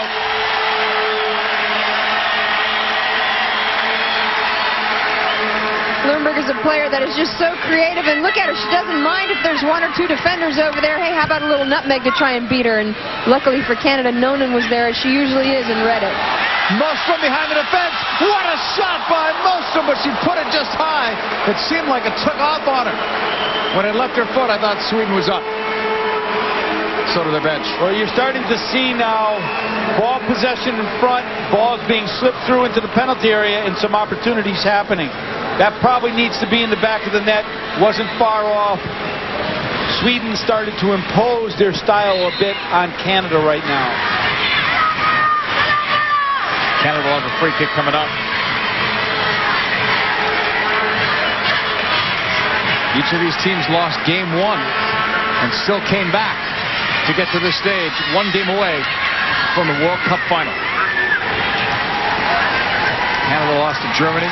Sweden lost to the USA. Up and easily stopped by Jonsson. Off the challenge from Andrea Neal. From the right, Anderson goes long. Hooper's back, nods it down, but to Svensson with Swiatek out of the goal. It was there again for Victoria Svensson. Well, you know Charmaine Hooper she headed that ball down right into the path of Svensson, and Svensson wants to easily forget that one. She needs to get that on the face of the goal, and it's in the back of the net because the goalkeeper, Swiatek, was completely committed. Right, and that's where the miscommunication would come about, because a normal defender would know just by letting that ball go, it's just going to run to the keeper. Hooper tries to head it away, being conscientious, and puts it in the path of Svensson. There's a long ball. Too long, though, for Christine Latham. Simcoe's trying to make something happen on that far side. Bengtsson puts it up towards Mostrom. One in the air by Canada. They fight for it. 2 physical, scrappy teams going at it here tonight. The winner goes on to the final. The center here. Headed up by Kiss. Tornqvist. Tim goes over there. And it'll go out. She'll let it go out for it. Canada throw in.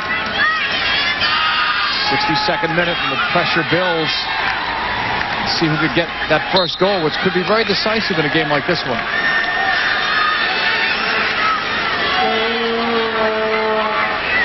Well, again, free kicks are what Canada's playing for. Charmaine Hooper will go up into the penalty area now. Andrea Neal's been tough on getting her head on knees. So this becomes a very dangerous situation for Canada. Christina Kiss will take this free kick.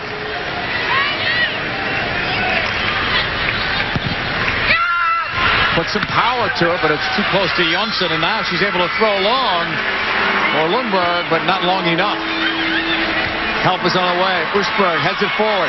Svensson fights off a challenge. Mostrom is free.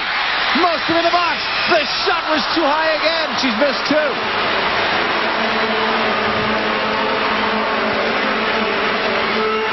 This ball was placed perfectly by Svensson into Mostrom's path. Watch this. I think maybe Mostrom needs to take a little touch on it. She's got time. She leans back a little bit on her shot. She wouldn't have had much time, but if she could have cleaned it up, might have had a better shot on goal. You can see from the look at Evan Pelrud, he's not happy with his defense. He needs them to keep their shape. They were all in 6s and 7s as they try to retreat to that ball. What Sweden's trying to do is get the ball forward before Canada can get organized defensively. Second half shot, Sweden with a big edge there. Svensson. Swiatek's out, can't use her hands there, clears it with a foot. Svensson wanted that ball more than anybody else. Almost got to it. Mostrom's flick. Lundberg turning away from traffic. Sinclair picked it off. Here is Christine Sinclair. Takedown by Tornqvist. Look out, I think the card's coming. And it is on Jana Tornqvist.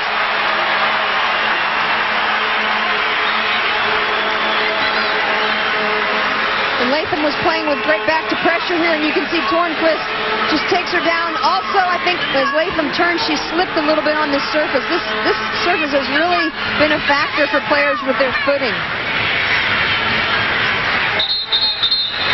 Canada's free kick is coming up from about just shy of 30 yards away from goal. Hooper, Kiss.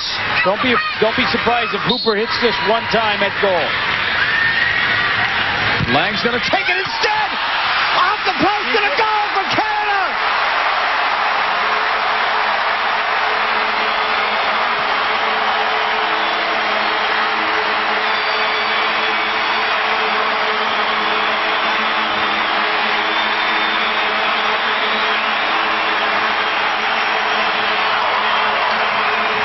Lang absolutely hammers this ball. It should be played, goes off the hands of Jonsson, but I'll tell you what, this ball had an attitude as it went towards goal. Off the inside of the upright, and that puts Canada in the lead 1-0. That is a huge, huge turn of events because Sweden was carrying the play.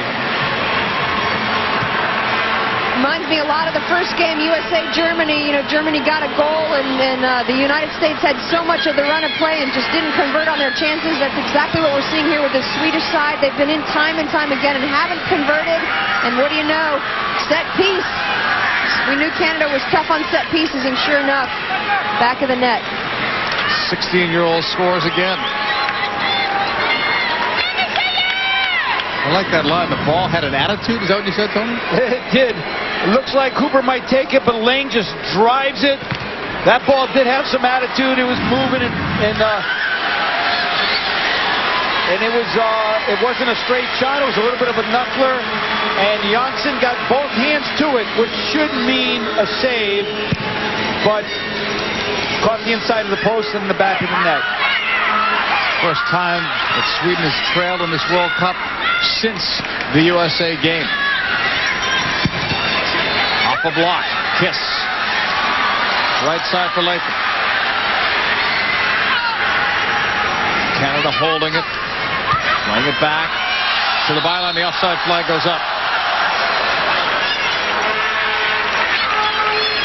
Canada playing a little bit more soccer now in the attacking third, which I think helps them. Remember, that foul came from a ball that was played into Latham's feet as she tried to turn, rather than balls played into her head and stuff.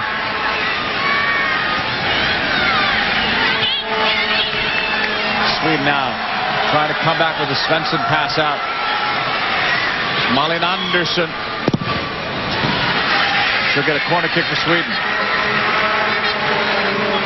There was no doubt Anderson was just playing for the corner on that play. Bengtson's going to come over and take this.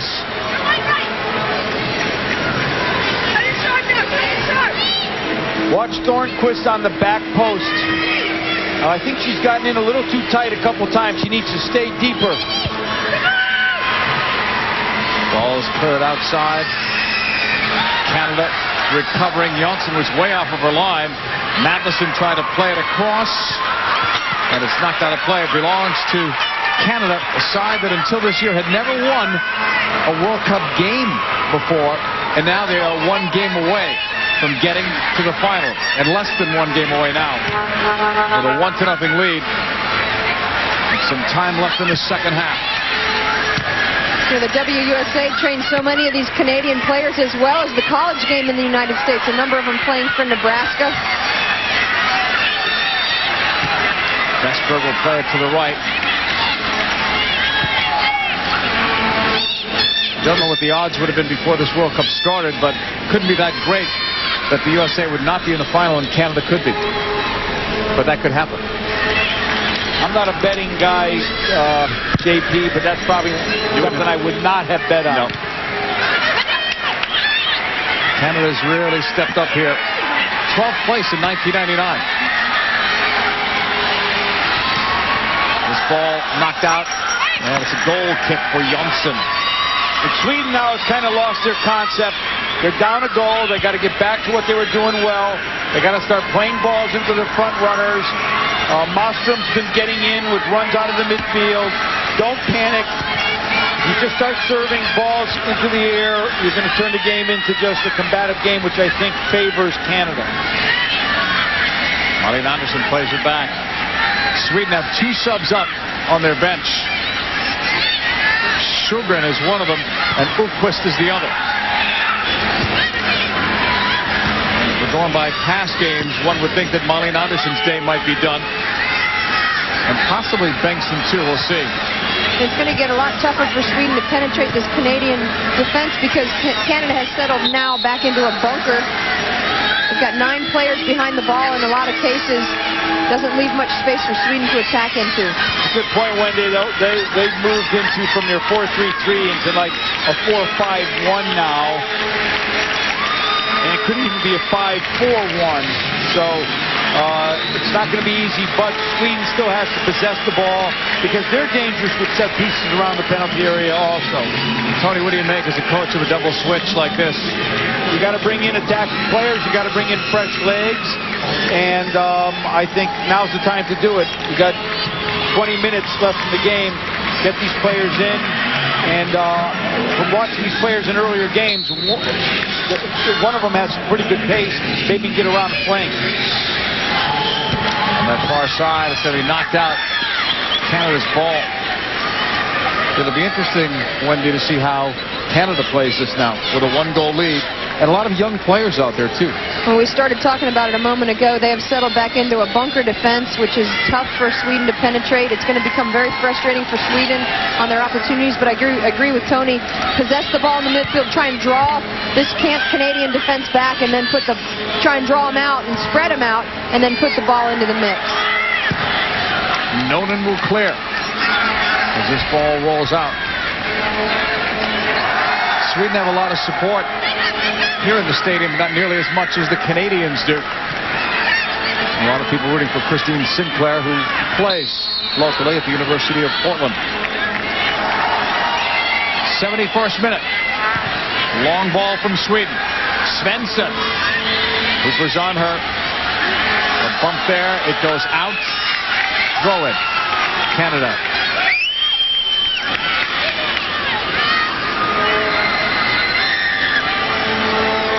The throw. Flipped up by Mostrom, who had 2 great scoring chances, and when she failed on both, sure enough, Canada ends up with the next goal. Well, Sweden has had consistently the best chances throughout the game, but if you don't put them on the frame. Here's Mostrom with another one.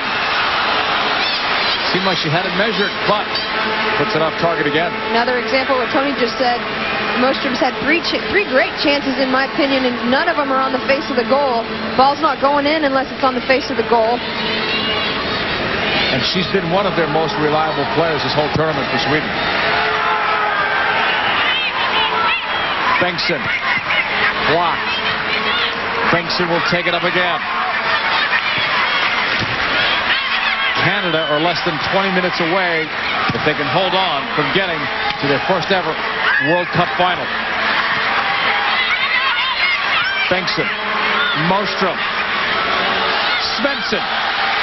Played it to Mostrom. Down she goes. Knocked away. But they found a seam that time. This is a good piece of soccer by Sweden. The ball was just slightly behind Mostrom. I think the referee even considered for a brief instant a penalty, but there was nothing there. Back the other way for Tornqvist. Knocked back away. Sherwin was over in that area. And the ball will be taken over by Canada on the throw-in.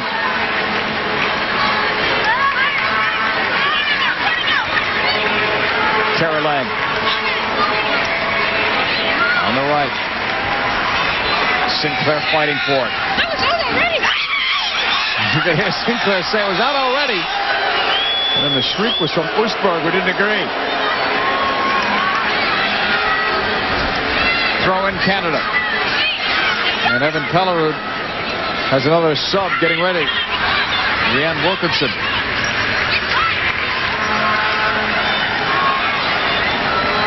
Here comes Sweden up on the right flank. Markland. Sweden committed to the attack here. They need a goal to tie. Knocked away from Uqvist. Sweden has had so many chances. We talked about Mostrom a moment ago. She's one of the players that is just not getting the balls on the face of the net. Again, that was a great opportunity by Svensson, and here's another one by Mostrom. Just not focusing right before they take those shots. They just need to relax and really concentrate on their chances. So Wilkinson will come into the game, and Latham has checked out. One more sub left for Canada if they want. Lundberg heads it down and just missed. Connecting with Svensson.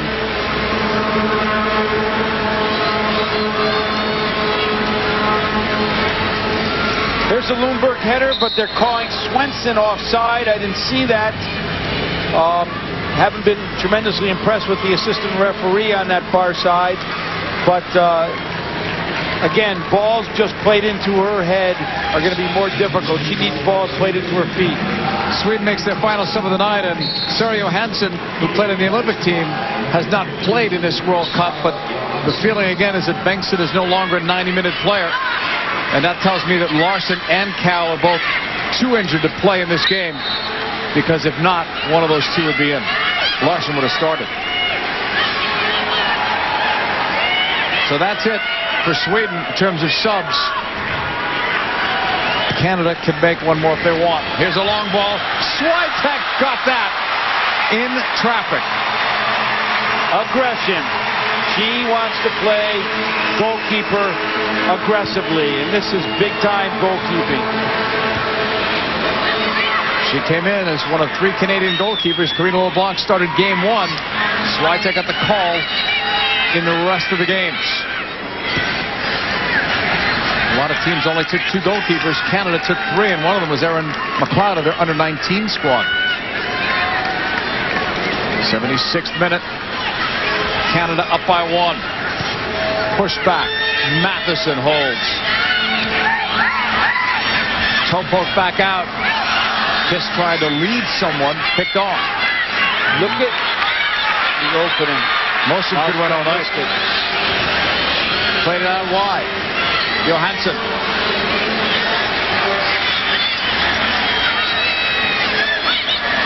Sjögren getting a step on the defense. That's out. Looked like she was okay until the very end, and then that ball went over the end line. Sjögren, one of the subs coming in.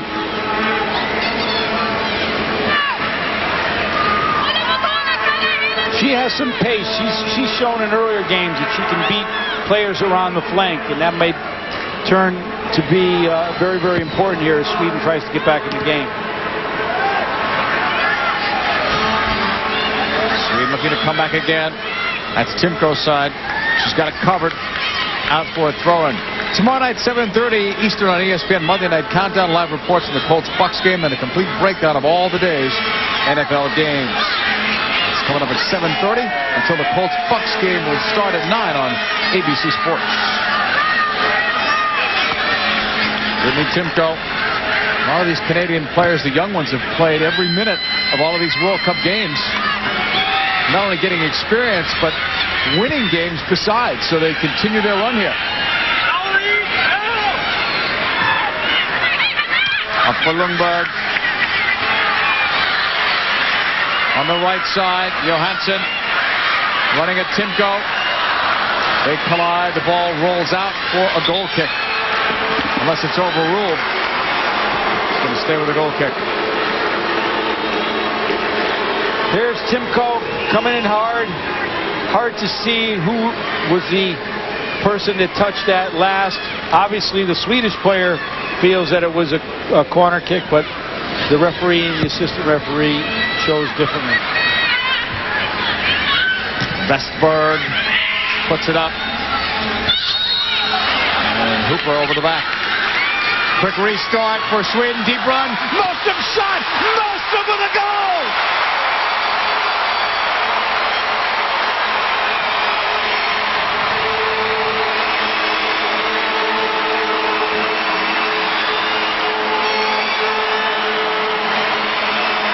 After all those misses, she makes one. Hooper foul. The ball is put down quickly. Look at Mostrom. She's sprinting behind the defense, and now she drives one near post, beats Swiatek to the near side. But let me tell you something, this ball was driven hard. Finally, Mostrom gets the ball in the face of the goal. You know, I was watching, Tony, where they set that ball down. Did you notice that? It seemed to be farther defensively than where the foul actually occurred on Hooper, but they got away with it. Back at the other end, Wilkinson. 1-1 now. Played across, caught by Jonsson. We talked about Svensson's talent, but how about the brain power? Putting that ball down quickly, getting it forward to Mostrom, and Sweden ties it. But Hooper on the far side. That ball goes out. Well, that's just great transitional soccer, and that's what you would expect from an experienced European team. As soon as the play is blown, they get it back and play quickly. 2 or 3 players see the same thing. Mostrom gets behind the defense, and the next thing you know, they're back in this game. And so smart for them to go ahead and restart it quickly as well, because the foul was, Hooper was completely committed out of the defense. There's no way she was going to get back and make a defensive play. Well, she was still on the ground, I think. Yeah, she was.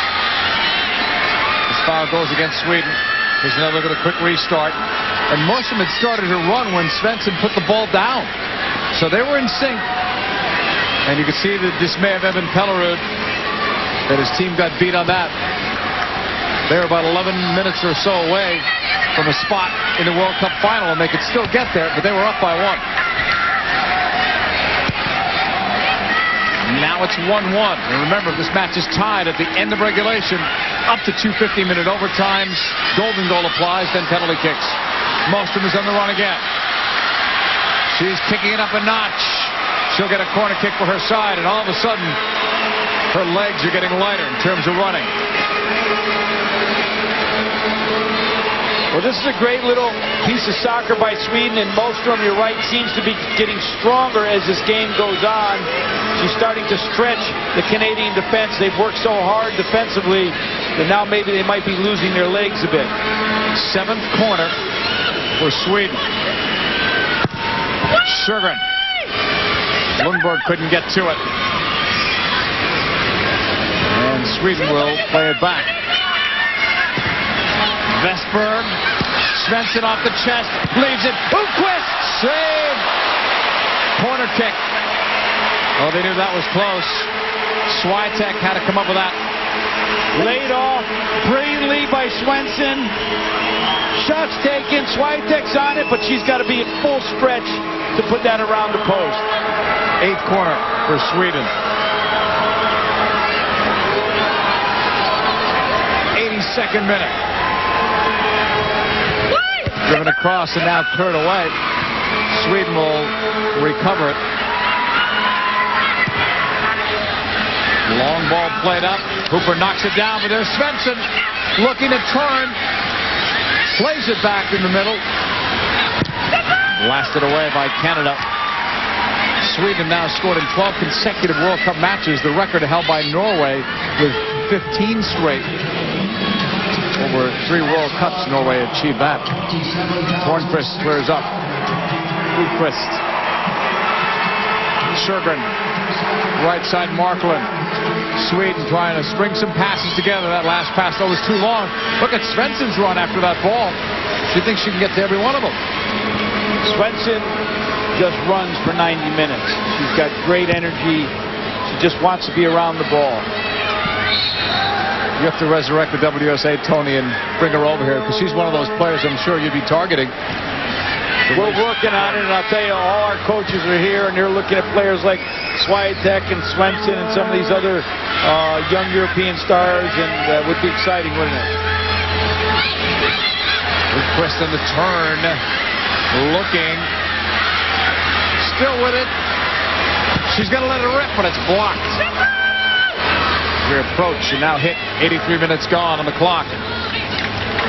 But better soccer by Sweden. They're holding the ball in front of the Canadian defense. And when you do that, things can open up. You can't just keep playing balls forward into numbered up situations and expect to end up with scoring opportunities.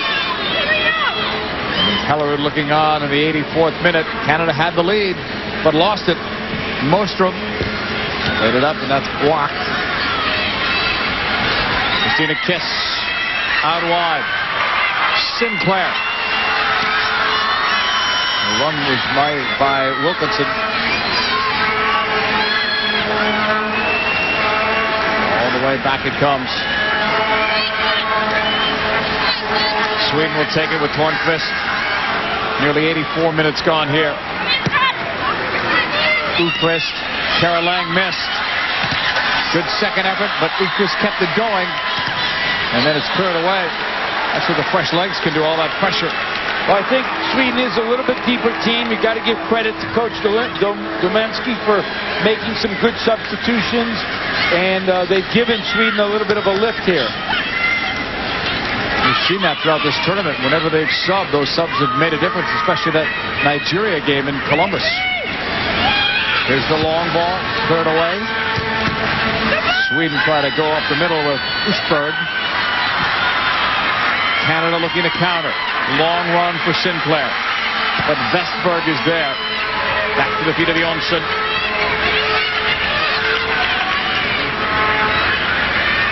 Fifth minute. Jonsson in a 1-1 match will clear. Svensson couldn't turn. Matheson lost it to Kiss on the left side. Here's Canada. Long for Wilkinson, deflected into the middle. Vestberg will pick it up. Marklund. 86th minute, 1-1. The winner gets to the final of this World Cup against Germany.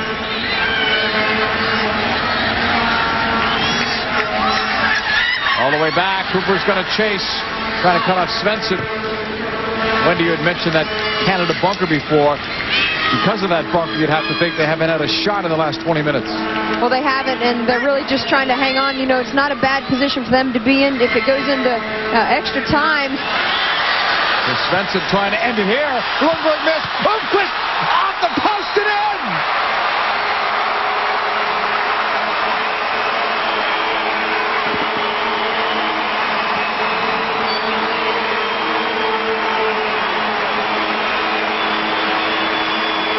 Sweden leads. We've been saying all game long that the Swedish box organization is pretty good. Here's a near post run. It's let go. Somebody else is behind her. Great finish inside of the crossbar, across the net. big-time goal, but you know who started it, Wendy? Svensson. Svensson did, and it was Lundberg who actually, I don't think she meant to dummy it, but it took the defender with her, and then Oopfist, who, that's a tough name to say, who was a super sub coming off the bench, has really provided a great spark for Sweden, was the player on the back post patiently, just redirected it. Not a lot of power, just a lot of technique.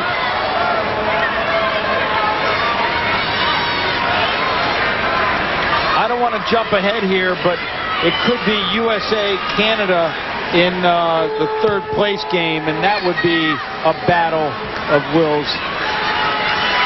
Oopfist is going to first go to the World Cup, second international goal, and Swiatek's coming back, has to make that clearance.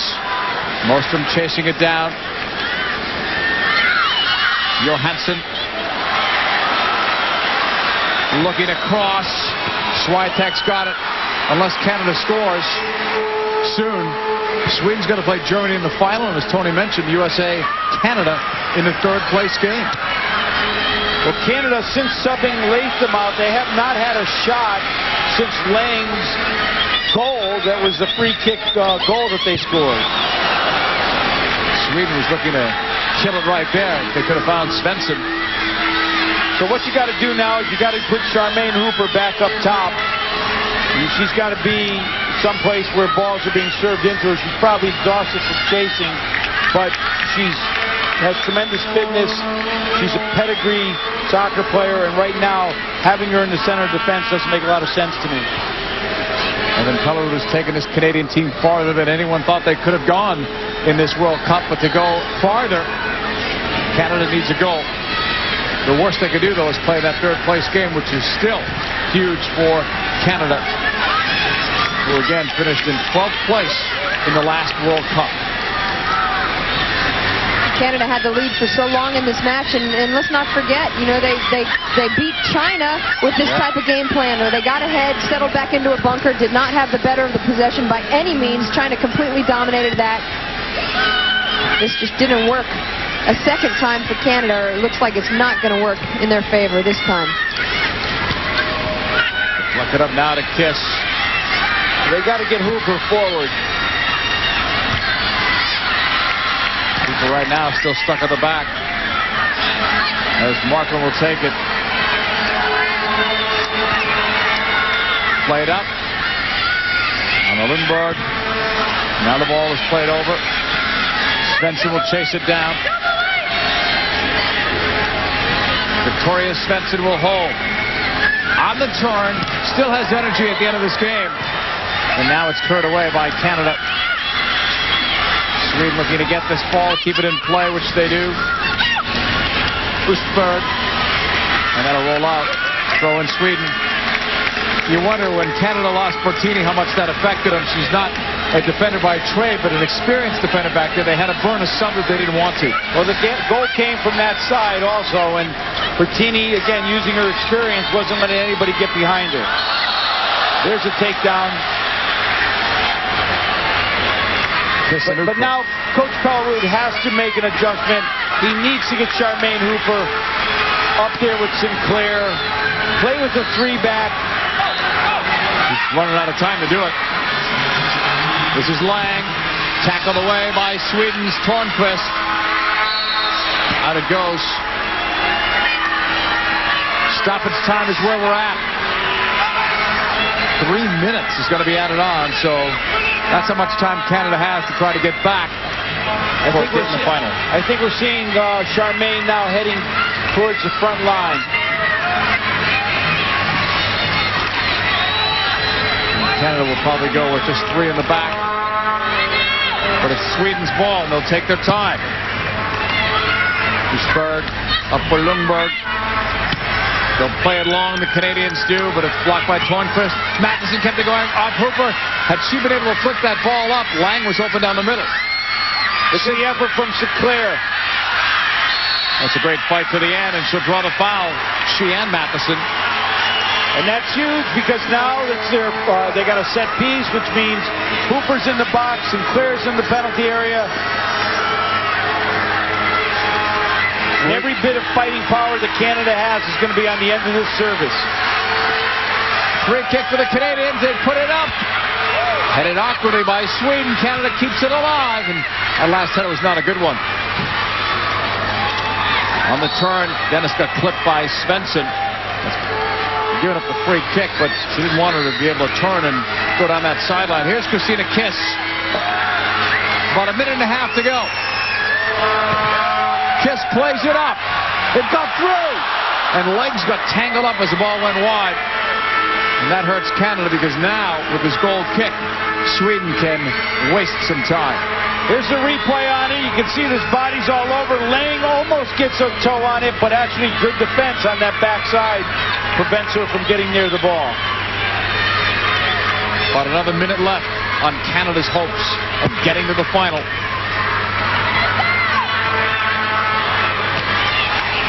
Kiss will play it up. Usberg cleared it. There was some contact there by Canada, overly aggressive in trying to win that. Of course, Sweden's going to take as much time as they possibly can.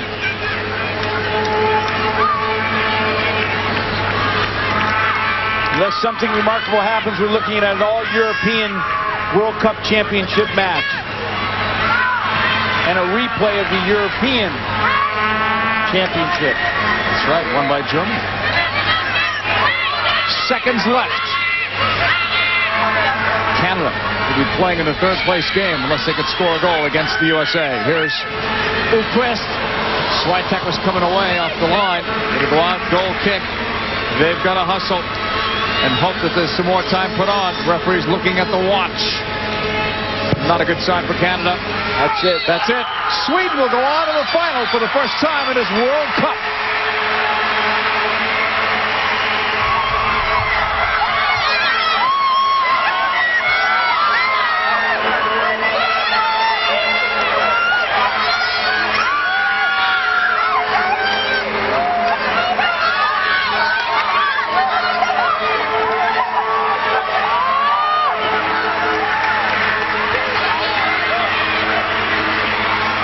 Charmaine Hooper obviously dejected.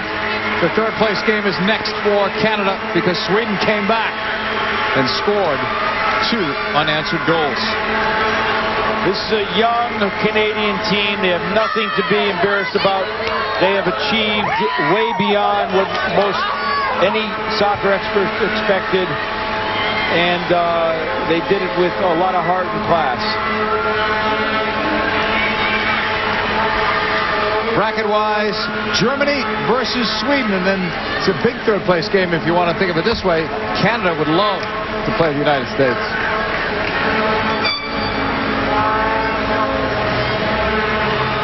Here's how Sweden got it done. Sweden came back after being down for the majority of the game, and it was a quick restart, and Mostrom finally gets her shot on the face of the goal, and she just rips it and finds the back of the net, and then super sub. Usberg on the back post. Number 20. She was a super sub, comes in, provides a huge spark for Sweden, and finds the back of the net. So Sweden have defeated Canada 2-1 to win this semifinal. They have a date with Germany at the Home Depot Center next week. It's a rematch of the last European Championship that Germany won. Charmaine Hooper knows that her hopes of lifting that World Cup trophy won't happen this time around, and maybe never. She's 35 years old. After the break, Rob Stone and Heather Mitz coming up. ABC and ESPN, official broadcast partners of FIFA World Cup and Major League Soccer. Why do I rent from Enterprise? Because having the right car or truck makes all the difference. Sweetheart, your honey-do list just got a little bit longer. Sorry. Pick Enterprise. We'll pick you up. Your printing demands soared to tens of thousands of pages a day, and you handled it. But your question was, how well? So you embarked on a search until you found it. A better printing solution from Canon. One that brings a new standard to the production environment. Now, life is good. Yes, it's very good indeed.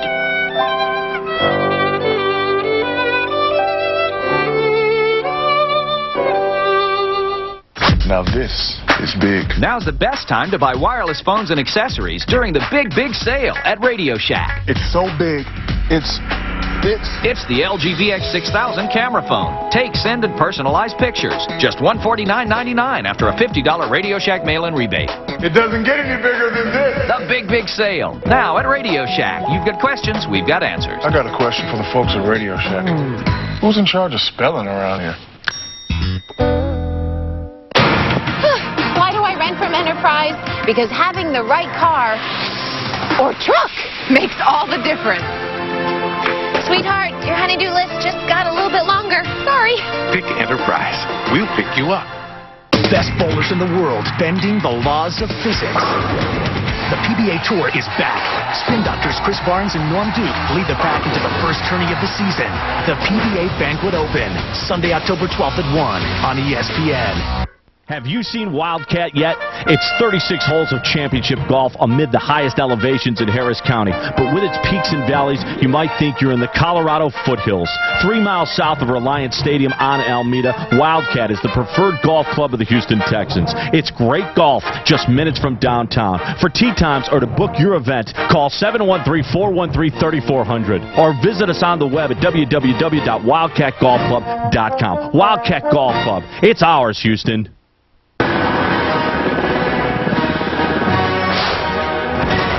Are you tough enough to enter the combat zone? Report to OLN Monday and Tuesday nights and enlist in the most powerful and elite combat lineup on television. Featuring SAS, Are You Tough Enough? The reality show where volunteers endure the physical and emotional trauma of combat for nothing more than a handshake. The Combat Zone. Tonight at 8, only on the Outdoor Life Network. And welcome to the Women's World Cup studios. Alongside Heather Mitz, I'm Rob Stone. Well, how about that? Sweden did what the U.S. couldn't. Rebound from a 1-0 deficit and move on to the championship game. Excellent performance by the Europeans. Definitely, and a lot of that had to do with the fact that we talked before, Victoria Svensson, she's been playing so well this whole entire tournament, and today she came up big again for this team. She had 2 assists. You could tell she's experienced. She wanted to win this game, and she did what it takes to win the game. 2 huge assists to propel Sweden to their first ever Women's World Cup Finals appearance. Well, they will take on Germany because the Germans blitzkrieged the Americans earlier this evening. 3-0 was the final. It really was much closer than that score indicates. Kirsten Garifrekis here in the 25th minute, heading home the corner near post pass. Brianna Scurry, 1-0 Germany, her 4th goal of the tournament. We talked about the U.S. being so dangerous on their set pieces, but just take a look at this one. Brianna Scurry didn't have a chance. Chance here for Mia Hamm in the 34th minute. Silke Rottenberg, what a performance she had this evening. Brianna Scurry also up to the task here, 53rd minute. Not 1, but 2 big-time saves. And Brianna Scurry just shows her athletic ability with the point-blank shot that they had, the save, and then the ability for her to rebound for the second save to keep the U.S. in this game. U.S. made some subs. Tiffany Milbrick came back on. Cindy Parlow out, and they just kept crashing, but couldn't quite find that one to get it even. The U.S. had a ton of opportunities, as you can see right here, but it just shows you that the defense comes up big for this Germany team. Stoppage time, Maren Meinert all alone. Cool finish, 2-0 Germany. Not done there, just seconds later, Birgit Prinz, her tourney best 7th goal of the tournament. U.S. pushed everyone forward, playing really with only 3 back. Final 15 minutes or so as Germany goes on to shock Mia Hamm and the U.S. They win it 3-0. Germany now with 23 goals this cup. The record is 25 set by the U.S. back in 1991. Birgit Prinz, 7 goals, 4 assists this tournament to lead all scorers with 18 points. Your updated bracket. Germany, they won their group. Sweden, they were runners-up to the U.S. in Group A. They will square off this Sunday live on ABC Sports for the Women's World Cup Championship. We mentioned it earlier, only Norway and the U.S. have won Women's World Cup titles. Obviously, there will be a new team to add to that list. I know it's very early. Sweden coming off a big win. Germany a little bit more comfortable, if you will. Who do you like in this matchup right now? I have to go with Germany because beforehand, before the U.S. and Germany played against one another, I knew whoever won that game was probably going to eventually win the whole entire tournament. Germany is just on a roll. I mean, they have Maren Meinert back with them. They have Birgit Prinz. Those 2 together are so hard to stop. We talked about Victoria Svensson and Hanna Lunenberg from Sweden being tough, but I think that the duo for Germany is going to be harder to stop for that Sweden team. Sweden and Germany met in the 2001 Women's European Championship. Germany winning 1-0 in extra time. Look ahead to our third place game, which you can see live on ESPN2 this Saturday. Quickly, U.S.-Canada. Two North American rivals, and Canada has really cut into that deficit. There used to be a big gap between the two, but Canada's a strong team. And, hey, I know it's third place game, but this one is actually going to have some pretty good meaning, isn't it? Yes, definitely, but I have to go with the U.S. I think they're going to bounce back after the tough defeat to Germany. Last game, want to win at home, go out on a good note. All right, we'll see you next Saturday. U.S. taking on Canada for the third place game. Coming up next here on ESPN2, it's the good folks over at RPM Tonight taking the wheel. Our next game, Saturday, 3:25 p.m. Eastern, the third place match, the all-North American third place contest between U.S. and Canada that you can see on ESPN2. For more information, log on to ESPNSoccerNet.com. There's your final on ABC this Sunday. Your final again, Sweden wins it 2-1. For Heather Mitz and our entire crew, I'm Rob Stone. Good night. We'll see you Saturday.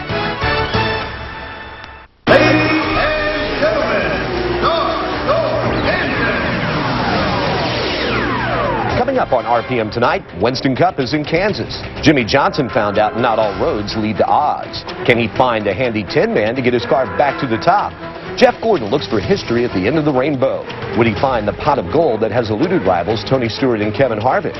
While Matt Kenseth looks to play the Wicked Witch of the West as he tries to tighten his hold on the points championship. The NHRA and Tony Schumacher are in Pennsylvania, with Schumacher looking to back up the quickest pass in Top Fuel history. Would this army of one be able to win the big battle? Also, and Jill DeFerrin becomes the 62nd driver to win in Indianapolis 500. Yeah! We get inside the head of Gilles DeFerrin. Emotion is what drives me. That's what drives all racers and their fans. Plenty of emotion-packed moments coming up now on RPM Tonight.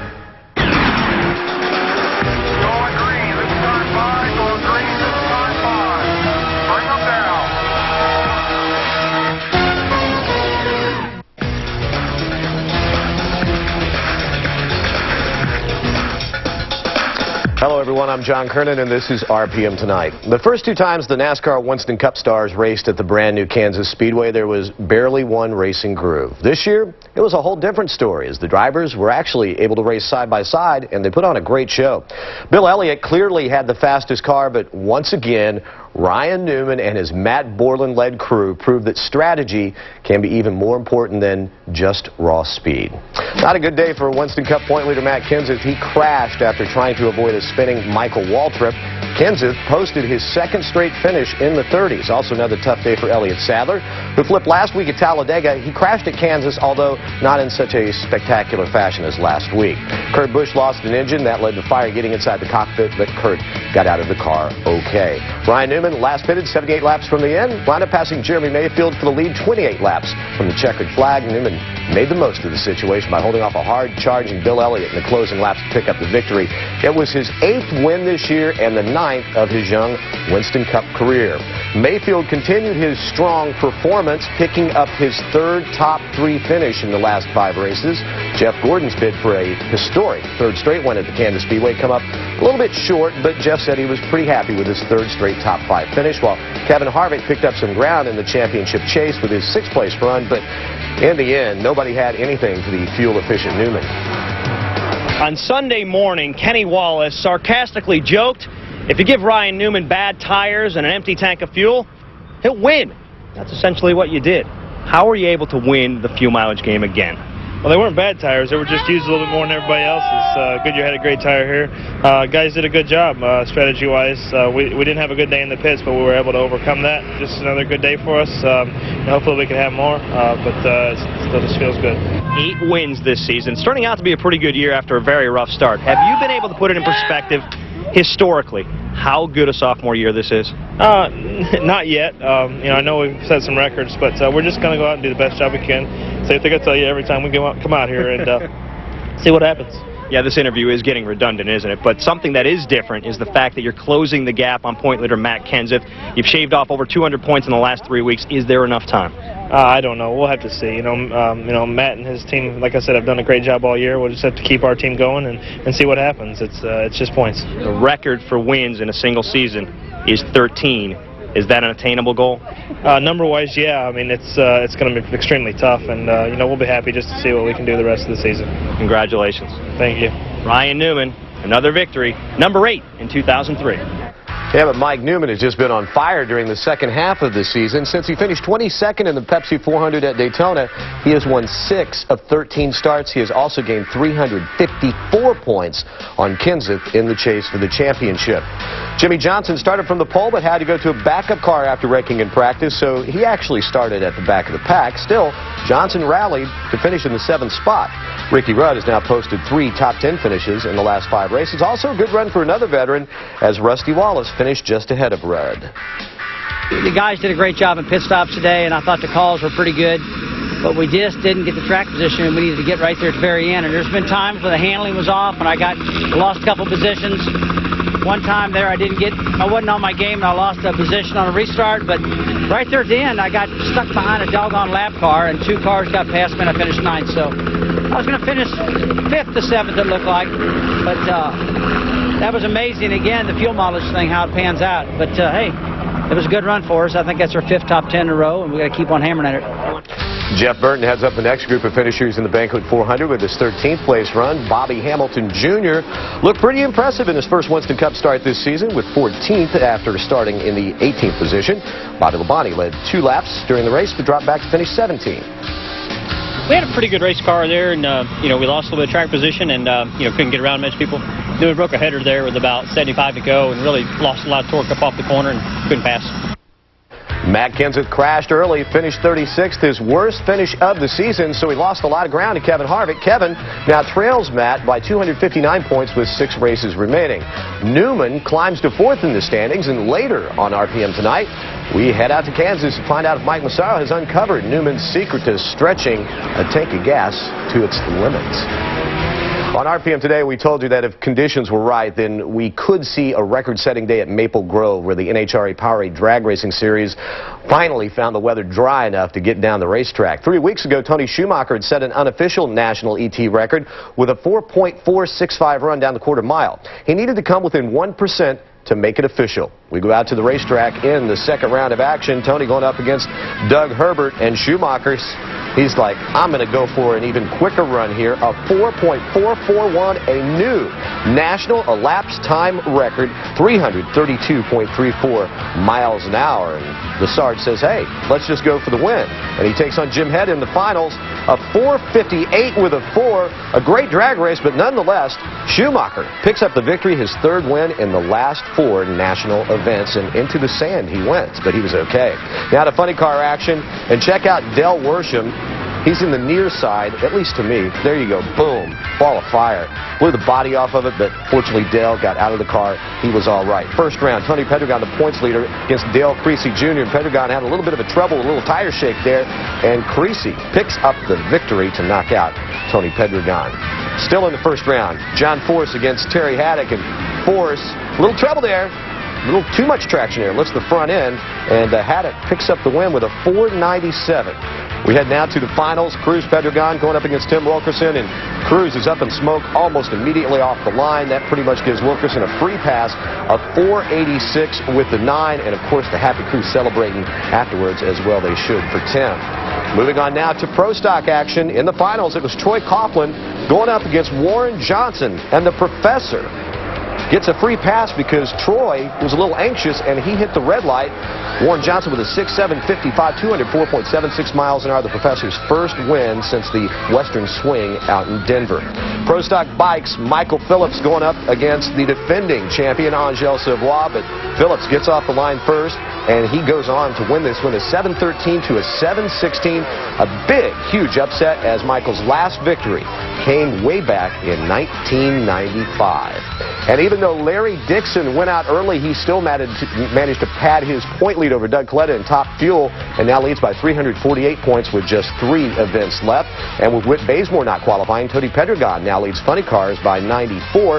Kurt Johnson also failed to qualify and slipped to 354 points out of the Pro Stock title chase. The NHRA Powerade Drag Racing Series continues its non-stop road swing next weekend at the Texas Motorplex. Check out qualifying Saturday afternoon at 5 Eastern on ESPN, and then elimination round coverage kicks off Sunday at 6 Eastern right here on ESPN2.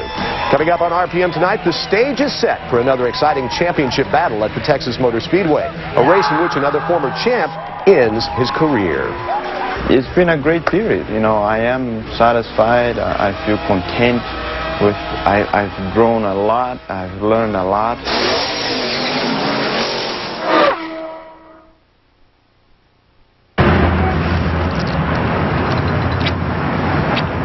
Maybe 7-Eleven's Go-Go Taquitos are a little too tasty. Spicy fillings rolled into a crispy tortilla. Hungry? Thirsty? Oh, thank heaven.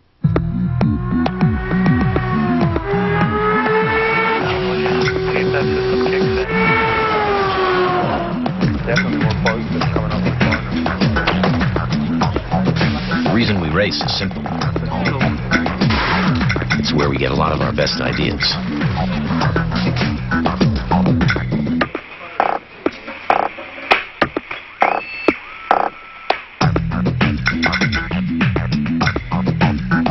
Ever wondered what it's really like to be a soldier? What do you got? I'm a sit rep from Alpha Company. Ready to be verified. Verify.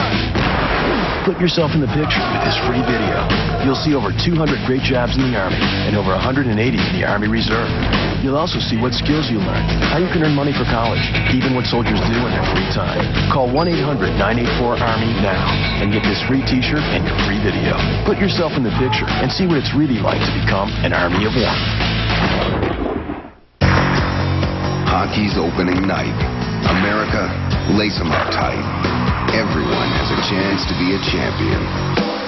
NHL opening night. Regional coverage. 8 p.m. Wednesday on ESPN. This Tuesday on Playmakers. You on Taylor? Yeah. You're under arrest for spousal battery. Call up. Why won't you listen to me? I don't want this. They asked me, did I ever witness you cross the line? Yes or no? You're going to suspend me without being found guilty? The team has got to take a stand. You think I'm a felon? One more from you and I'll finish you. Playmakers, the hit series, continues Tuesday 9 p.m. on ESPN. Preceded by last week's episode at 8. Elio Castro-Neves, Scott Dixon, Tony Kanaan, Sam Hornet.